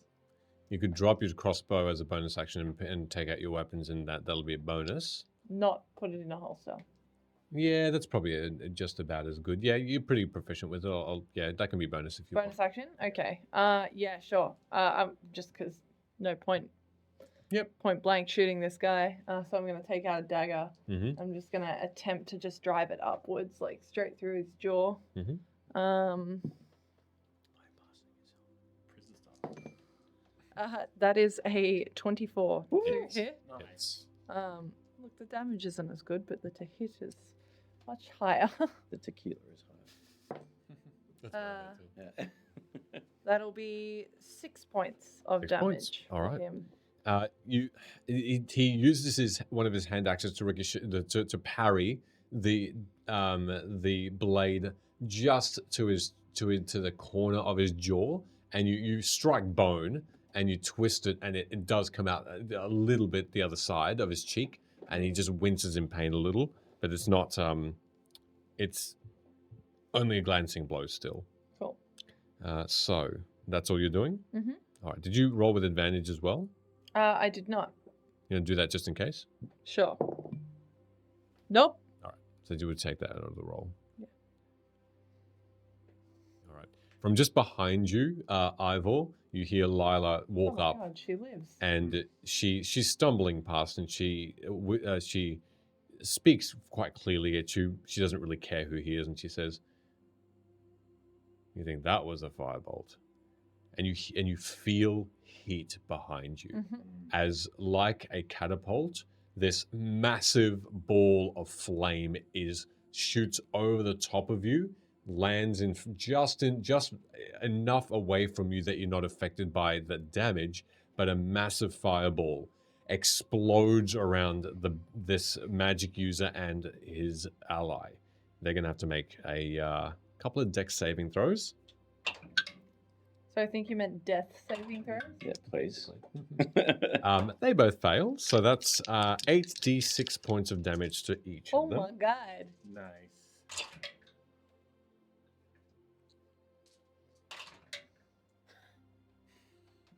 Sounds cool, doesn't We it? need that.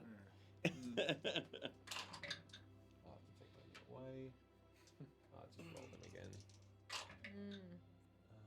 This is his That's version fine. of the toy. Roll the there. damage. The toy with the balls. As the dust settles, they both are incinerated.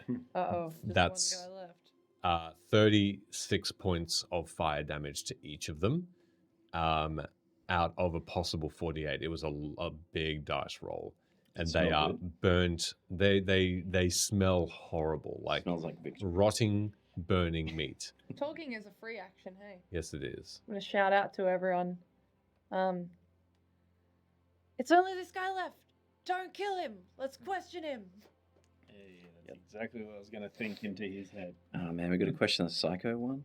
That looks like unhinged. Why did we save this one? It's actually his turn next now that the other two are He's no got longer the with us. mask. He's probably the best person to talk to. You still can't see, his nose and his eyes. He's a thinner looking face, whitish, wispy hair, though the body doesn't look old. It looks young and sinewy. And My God, it's Stravago. he tries to run. Now that he sees that power, he attempts to Can I run try and away. grapple him? Yeah, He's moving out of my I'll melee, let you. right? I'll let you have that as the attack of opportunity while he does an acrobatics to try and get out of that. What do you want to do, Locke? Because you do have a way to attack. opportunity. Do I get advantage because he's? Because wait, Firstly, I'll ask what you want to do, Locke. Yeah, I guess. What's your strength? I'll give you. Oh, how about I'll make this easy. Oh, wait, are you gonna get advantage? I don't know. Anyway, why don't I just give her the help action as what I would do, so she can have advantage on that. That's basically what I'll try and do. Is I'll grab my warhammer in two hands and try and reap it over the top of him to pull him back in. Oh, we're cuddling him. Yeah. Okay, so the best one is a 22. All right. So the combination of you just as a quick, almost strike out with your hand, grabbing him, and then your mace over the top has pulled him down. And you can see him just trying to squirm outside with his small body away, his hunched over body away. He has dropped both of his hand axes. He doesn't want to seem as threatening because he drops them. He's just trying to get out of there, but you have him held. Rin! Grab the rope! Sneaky. Yeah, I'll come out from hiding, and I guess the rope that I had was kind of half fake tied around Lila, so I'm assuming it's been dropped at the start of this. I'll pick it up from there. And I don't know. Say to Ivor, hey, too long between doing accent. Hey, Ivor, you have to give me a hand. Yeah. Are we out of initiative? Yes, you are now. I'd rather kick him in the head if he's grappled. In a non-lethal way. You can make me an attack with advantage, please, and then it'll simply be an unarmed attack, which is your strength. That's what you meant, right? Modifier, strength. Yes.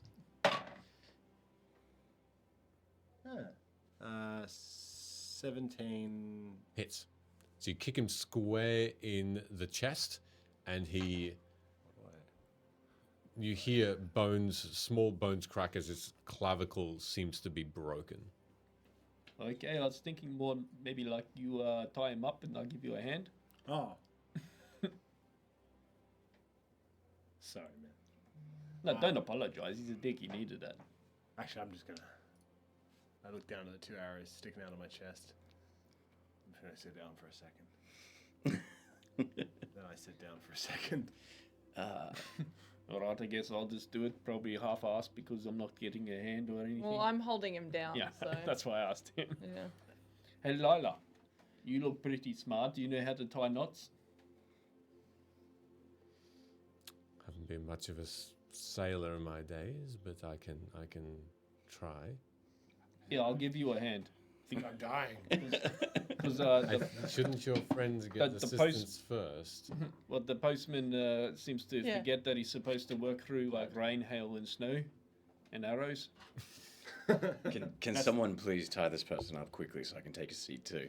You hear this? Oh, right, I'll just do it by myself. 11. Okay. As you use the rope to tie hands, just hands. It's an intelligence check, yeah. Yes, what would you want to tie up? To restrain him, I guess.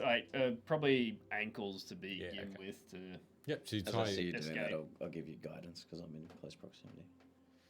I mean, I've already rolled. Use your D4 if you'd like. Very forgiving. Next time has to be before the roll. 13. Cool. All right. So you tie up the ankles first, and as you're tying the ankles, there's this feeling of defeat coming from this person that he then just sits down on his ass, knees up, and just lets you finish it off. And his hands are behind him, sort of leaning backward, and his head is leaning up towards the sky. At the point of you starting to tie his ankles up, you also notice that here as well, it's just started to snow now. And the darkness sets in, overshadowing the fireplaces. you hear Lila mention in passing, it might have been the magic user that caused the camp to be safe from the storm. Does anyone have potions of healing or anything like that that they can spare?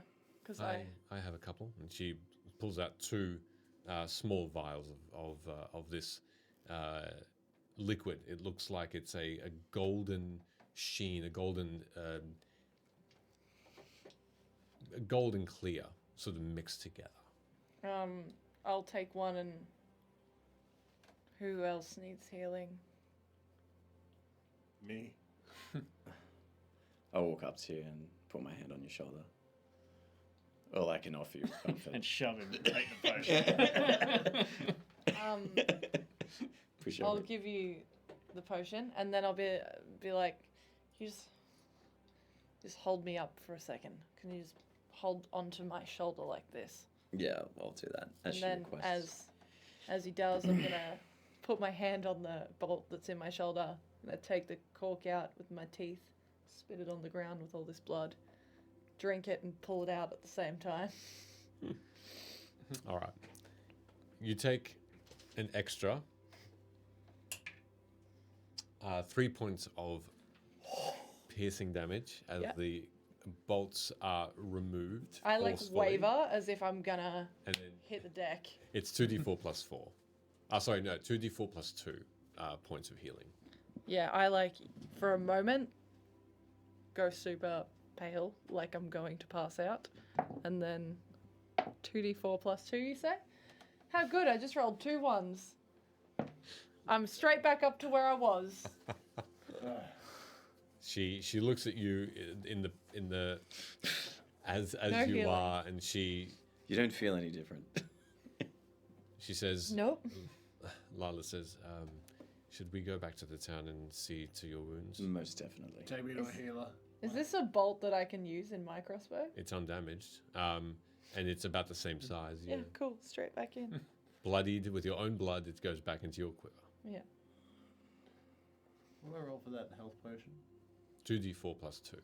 And not yanking it out of myself. You're just gonna walk back into town with 2 arrows in you? Should we question this person now or take him back into the city? Take them back into the city. Well, we're about to walk about, what was it, 300 and something paces back through their territory. So maybe we should give him a quick little question now. Go for it. I'd be concentrating on my wounds. I'm pretty bad. Okay. Oh, I feel better. No. Can I remove his mask? As you attempt to, yeah, it comes up fairly easily. You notice that the mask is this rectangular looking a piece that has these 5 little rectangular cutouts that he could probably see through.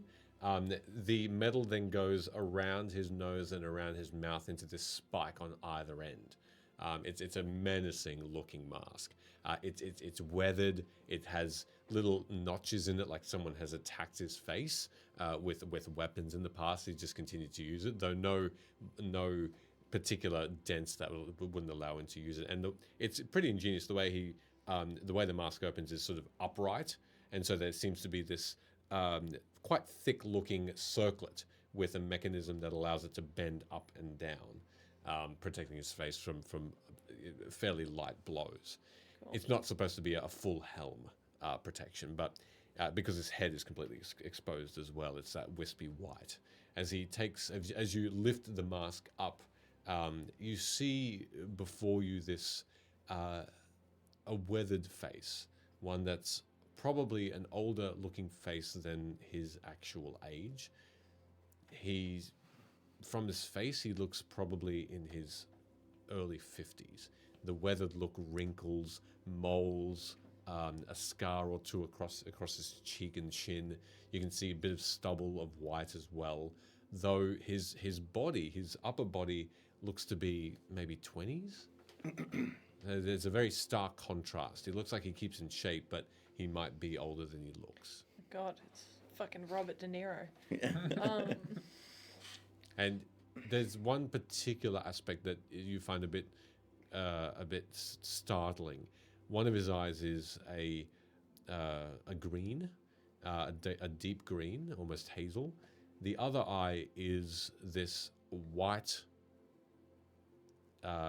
It's completely white apart from this tiny red point in the center, but that glows.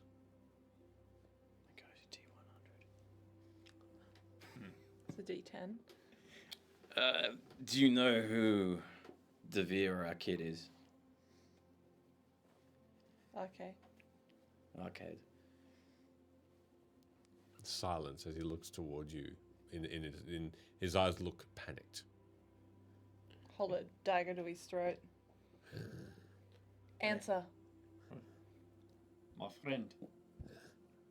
Now, that shiny little dagger there, that'll do some more damage to that not so pretty face of yours. But we got some questions that need answering quick. And I don't have time to mess around, so I'm going to show you a little something. And I'll spark up some energy in the hand. Now I'm just going to touch you a little bit here, mate.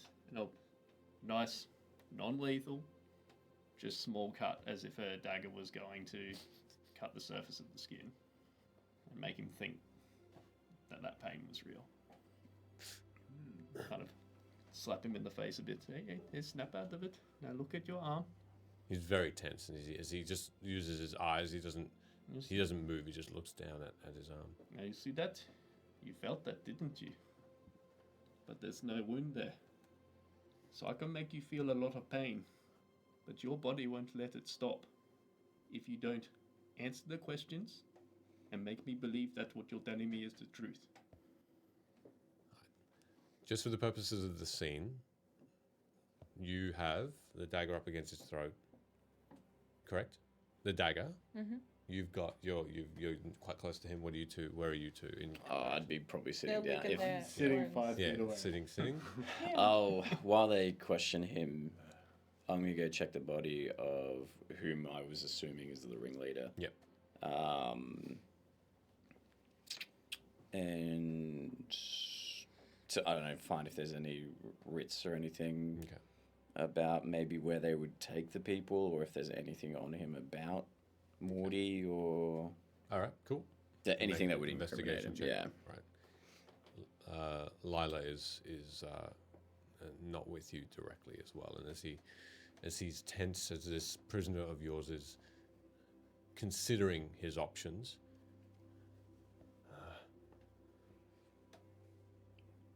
You're right. Oh, can you make an intimidation check as well?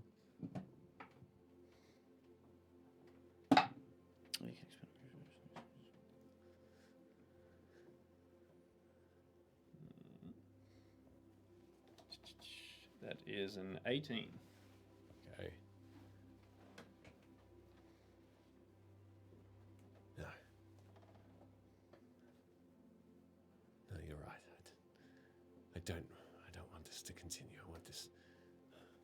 He sort of half smiles and he says, I don't have time for this either. And he shoves his Can I? neck forward. We'll have to contest this. Yeah, let's do it. Because he does it so suddenly. Can you make Dex versus Dex? Dex versus Dex check? Yeah, Yes, cool. Just a check. Brrr. It's a 9. Can I calm emotion? It happened so suddenly. Nah, you're right. He rolled a natural 16 with a couple of Yeah, points cool. of bonus, and he essentially uses his entire weight to slice his own neck at the dagger. And you can see that this large gaping wound opens up in his neck, and he starts pouring out blood as he gives you this half wicked looking smile, and just doesn't take his eyes off you. Yeah, well played, you little pussy. And he slumps to the ground. Damn, that's pretty hardcore. All right. What did you Why get for your both? Why dagger? investigation check? So two things. Well, one thing. I'm going to use my channel divinity to use knowledge of ages And I'm going to boost my investigation to proficiency. Yes. So that'll be a +6, and I rolled a 15 for a 21. Well then. Bam, bam. Okay. Where's that? So yeah, I use my channel divinity. Where'd that go? There it goes. Yep. You Sorry. see a piece of parchment that's not overly neatly folded, but folded neatly enough that seems to be something that's hastily stashed in a pocket of a jacket. And as you open that up, you notice he has his double-handed axe on his person. That doesn't look to be anything special in terms of its make. It's not masterwork or anything. It's just a generic-looking blacksmith hastily made axe, though, not balanced or anything, just powerful. Yep. As you open up this piece of parchment and have a read of it, it says, "Act as though you're thugs. Make business as usual. And investigate Vedekar. Find the elf." Vidica. Vedekar being the This town. city, yeah. Good. Come on, that'll do. Otherwise, you find 3.5 gold pieces, so 3 gold pieces and 50 silver on his person. Mm-hmm.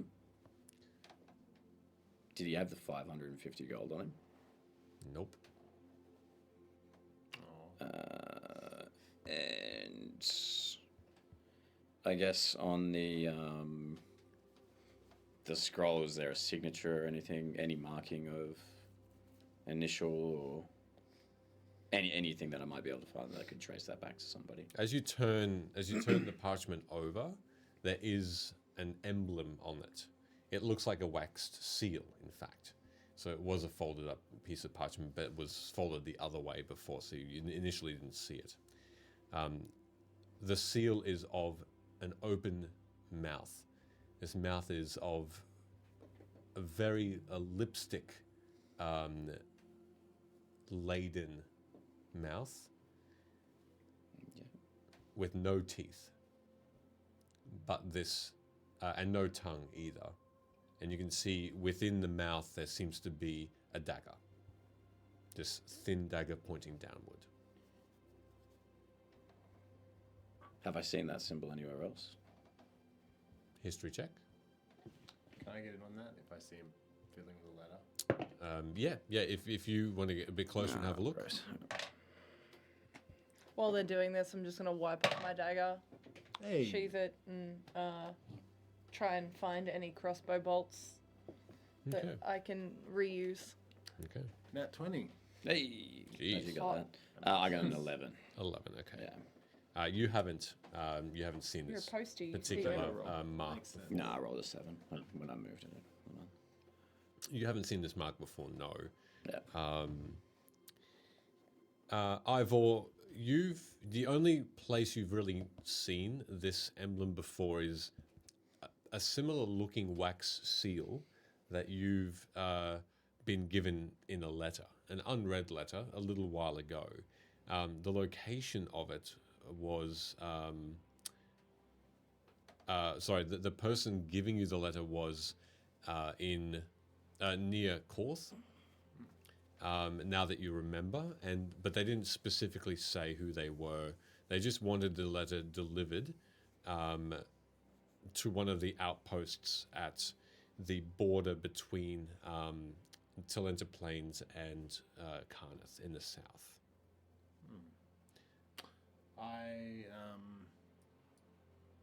Yeah. I'm about to say something. I'm like, oh wait. Fort Bones was the outpost, and the fort that the letter was to be delivered to. Fort Bones. I've got no idea what that mark is. I wouldn't be allowed to tell you if I did, but unless you'd like me to return this to the sender. Would you like me to return this letter to the sender?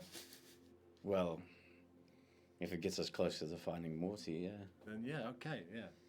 I convey that. There you go. No worries, yeah, let's take it back to where it came from. that's not that. That's within the rules, I think.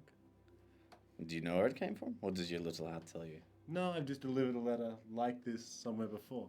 So if you want me to return this to where I think it comes from, without violating anyone's privacy, that I can do. Do you think it will lead to our friend? Yeah. Well, I mean, it's a pretty... Is it The somewhere brains. close by? They couldn't have gotten more than a couple of hours ahead of us. I mean, it's a pretty unique kind of... it's a pretty unique kind of crest. But I was told to deliver it from Korth, which is... I look at my hat. The silver arrow. That way. He points west. Yeah. Look at the... I don't even know. Because the arrow tells me. And then the Thornlands is past where we are, I'm assuming, right? Where? It's where, we are where I think it is, Court's like here, and we're like here. Yeah. And the Thornlands is like over there. When you say Thornlands. That's where the outpost was I delivered the letter to. Oh, sure, yeah. Yeah, so the outpost and Korth are in two opposite directions from where we are right now. Yeah. So that doesn't really help us narrow it down, because all I would think to do would be to follow this letter back to one of the two places I know. Well, didn't someone say that those fancy wizards come from that? Don't they have that tower or something in Court? Yeah. Should we check the other bodies then? Oh yeah, that's probably smart. I'm assuming those other two have been disintegrated into not much. I'll Do they have check this guy possessions? that decided to not answer my questions like an asshole. Had they set up camp here? Wait, where'd he go? Yes. Can we search through the rifle through their possessions Yes, you and can. whatnot? Yeah, and you can still use the same investigation check if you want to, Yeah, I'll just keep going at it. I don't know. which was a 21, yeah. 21, yeah. Cool. Can I use my nat 20 again? Was that investigation too? No, that was a history actually. Yeah. There. It's a nat 20. Oh, for fuck's sake. I got a nat one. Yeah, cool. All right, so as you flounder, Rin, both of you, as you continue to find your way around the other possessions, you find you find a thin, what looks to be, it looks like a branch, but there's a varnish on it. And this branch is deep brown, has what looks to be a little leaf that's sticking out from towards the base of a clearly looking handle. Oh. You find yet another piece of evidence or information from the person with the metal mask on. Rummaging through a pocket in his trousers, you take out another very, very quick squiggling note. And it has it has a note that says, "Find your reward here, the keep. Okay, cool. Gerald." Wait, what? And that's where we're going to end it for this evening. Bada bing, bada boom, bam, bam, bam. Use some class features. That's fun. Yeah, do we level up now? No.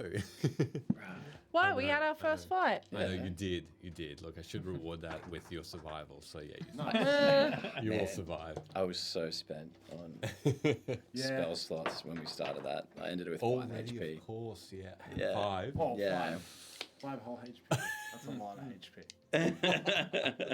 I had 27 and 6 temporary. Amazing. How did you get the 6 temporary? From Why when does I it? shifted, I get temporary hit Ooh, points when that nice. happens. Amazing. Thank you very much, everybody, for watching.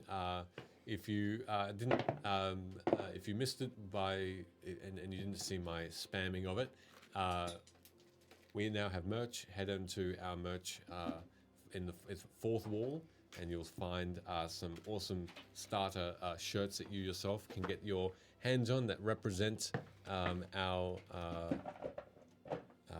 awesome little group. Thanks very much to Emily there for that. Mm-hmm. Amazing stuff. Well done. So, Hey, other shit that's going on while you do the thing where you find someone to raid if you like. VOD for Criddle Kiss, the monster manual is coming up this weekend. Yeah. I'm so scared. very good. I'm so frightened. But in that, you'll see myself, you'll see some other friends of ours. It's going to be a good time. We got an Echoes of Divinity coming up this month as well. Got to land on a date for that. And last but certainly not least, keep your Valentine's Day free. Because if you want to spend it with me, Come spend it with us, guys. We love you. I'll hang out with you. We're going to raid Well, someone virtual new. date. Looks Me, interesting. Promethean, and whoever we invite along. Virtual date time. VD. Wow. Random Kin1154. Just going to raid them. They're doing D&D stuff. Don't know what. But we're going to raid them. So have an amazing evening. This episode will be up within the week on all the stuff, YouTube, Apple Podcasts, and Spotify. Have an amazing night and farewell. Oof.